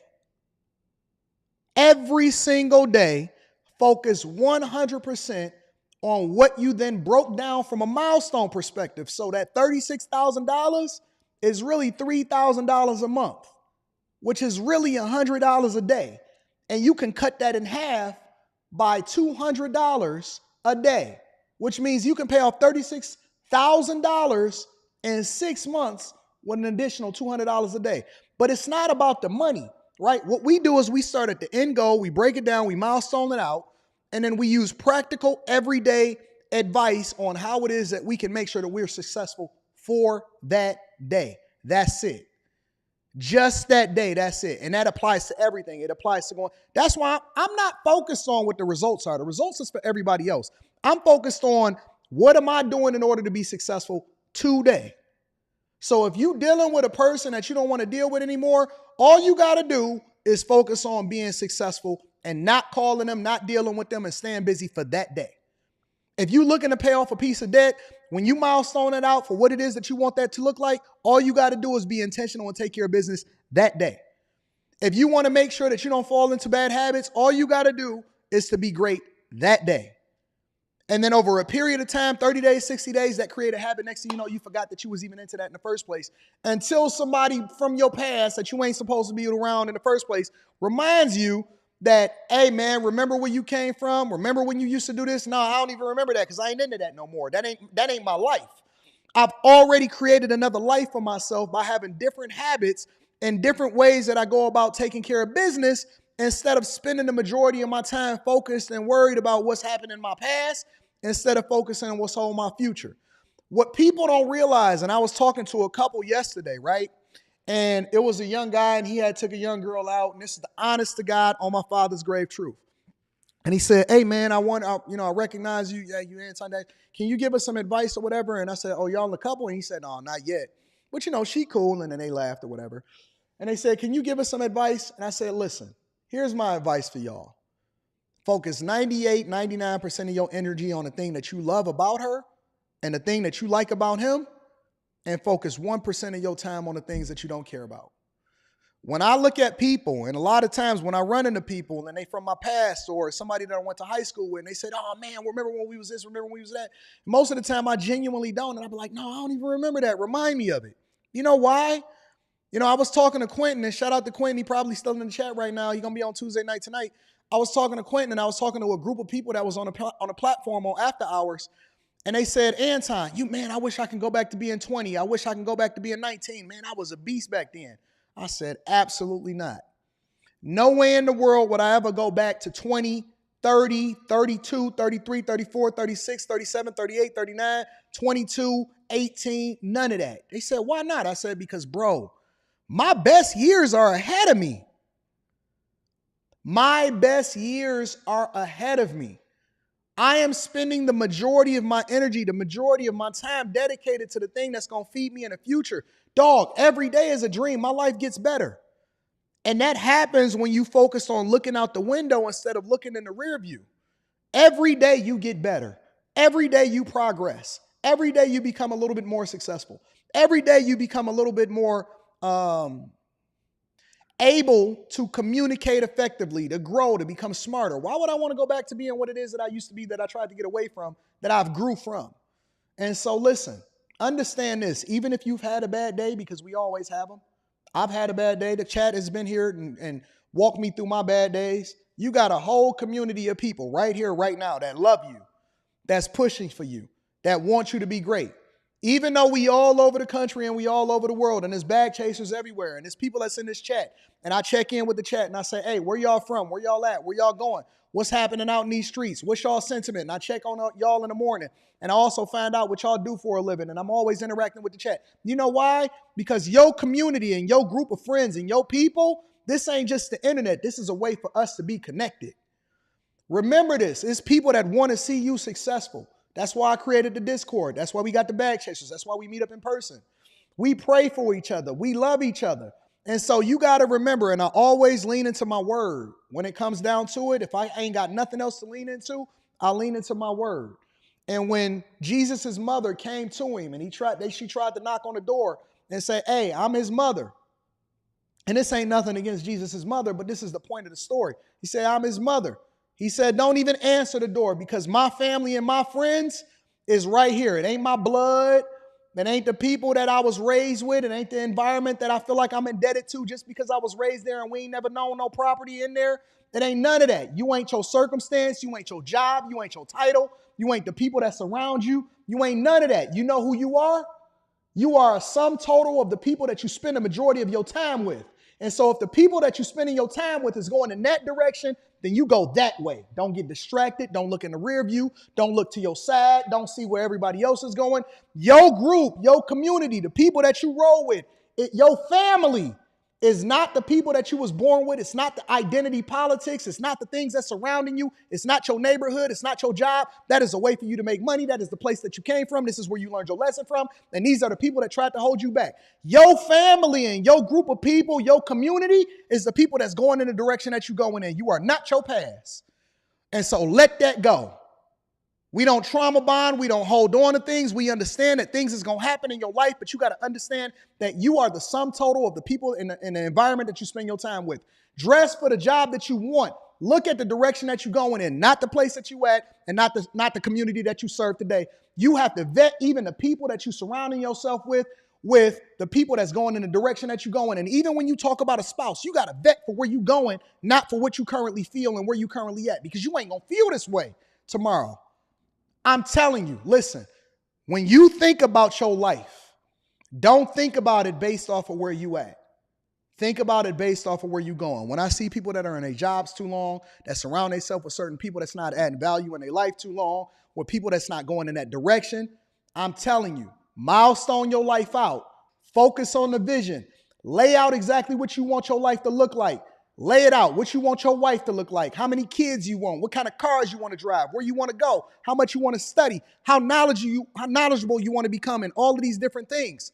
Lay out what the vision of your life is. And I ain't talking about on the vision board. I'm talking about writing it down in real life and look at it. And then check off every single month. Do an inventory of where you at and where you want to go and check it off every single month as far as your progress, and replace those things with new things that you've learned in that month and milestone it out. Break it down into months, break it down into days, and then tell me what it takes in order for you to be successful that day only. All you got to do is be great today, not tomorrow, not the next day. Today. Focus on today. Execute today. People ask me, Anton, why are you so consistent? How you never got burnout? Because I ain't focused on tomorrow. I already laid out the plan for the year. And the only thing I got to do is be great today. I got this many calls. I got this many live streams. I got this many business calls. I got this many things that I got to do. I got to take care of this business. I got to be to bed by this time. I got to help this many people. And I got to go out and I got to network for this long. Only thing I'm caring about is what is on my calendar right here, right now, because that is the thing that I laid out, what is going to feed my future, feed my family, feed my ego, feed my greatness. You are great. You just haven't uncovered it. And so your suffering was the lesson. The success is before you. So you'll never have another bad day.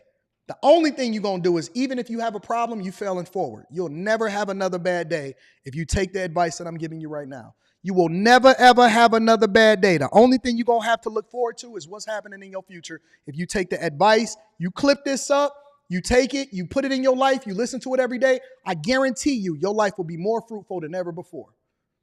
I don't have to be successful for the rest of the year. I just got to be successful today. And then tomorrow, I just got to be successful today. And then the day after that, I just got to be successful today. That's it. That's it.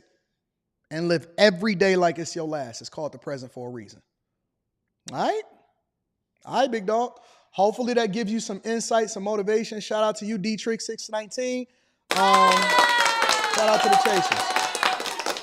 Dion Sardine says, not Lucky Thompson. Not Nucky Thompson. Shout out to Dion Sardines. I appreciate you for holding me down. And then my dog, Victor Williams, says, Anton is low-key a comedian. I'm just enjoying life, bro. I ain't even gonna cap. I just enjoy life. I enjoy coming before y'all. I got the greatest job in the world to be able to feed y'all what y'all need in order to be successful. I'm appreciative of it. I work very hard at it, and hopefully I add some value into y'all life, and I entertain y'all, and I add value into what y'all got going on, all right? Listen. Tonight, couple different things. 9 p.m. Eastern on the Anton Daniels channel, we got the debut of the new show with my girl Randy Rosario, and a lot of different people on that platform every single week, every Tuesday night at 9 p.m. Eastern. New show premiering. Make sure y'all tapped in for that. And then we got after hours shortly after, sometime in the 10 o'clock hour, and we're going to get it popping, all right? I love y'all. I appreciate y'all. Y'all are the greatest group in the world. In the world. If y'all are becoming bag chasers and you're going to join us for Stock Club this Saturday, make sure that you get familiar and you look at some of the other stock clubs so you know exactly what we're talking about. Got a new Patreon video dropping this weekend. If y'all not a part of the Bag Chasers, you really need to do so. And also join the Discord. The link to the Discord is in the description of any of the most recent videos inside of the Patreon. All right. I love y'all. I appreciate y'all. Shout out to my dog JT Coin Ring says, preach. Thanks for the word. Hey, tell y'all favorite preachers to come see me. I can teach them. Tell your favorite preachers to come see me. I can fix their life. I can fix their life. I know that they call themselves pastors and preachers, but they can't see me, man. They can't see me at all. Y'all go to church on Sundays and Bible studies on Wednesdays, and y'all leave empty, and y'all don't even get nothing out of it. Send this to Gam Gam. Send this to your friends and family. Send this to everybody that's running in the Victim Olympics. Tell them the Millionaire Morning Show is the greatest show on the face of the earth. I love y'all. I appreciate y'all. I'm going to holler at y'all later on tonight. Peace.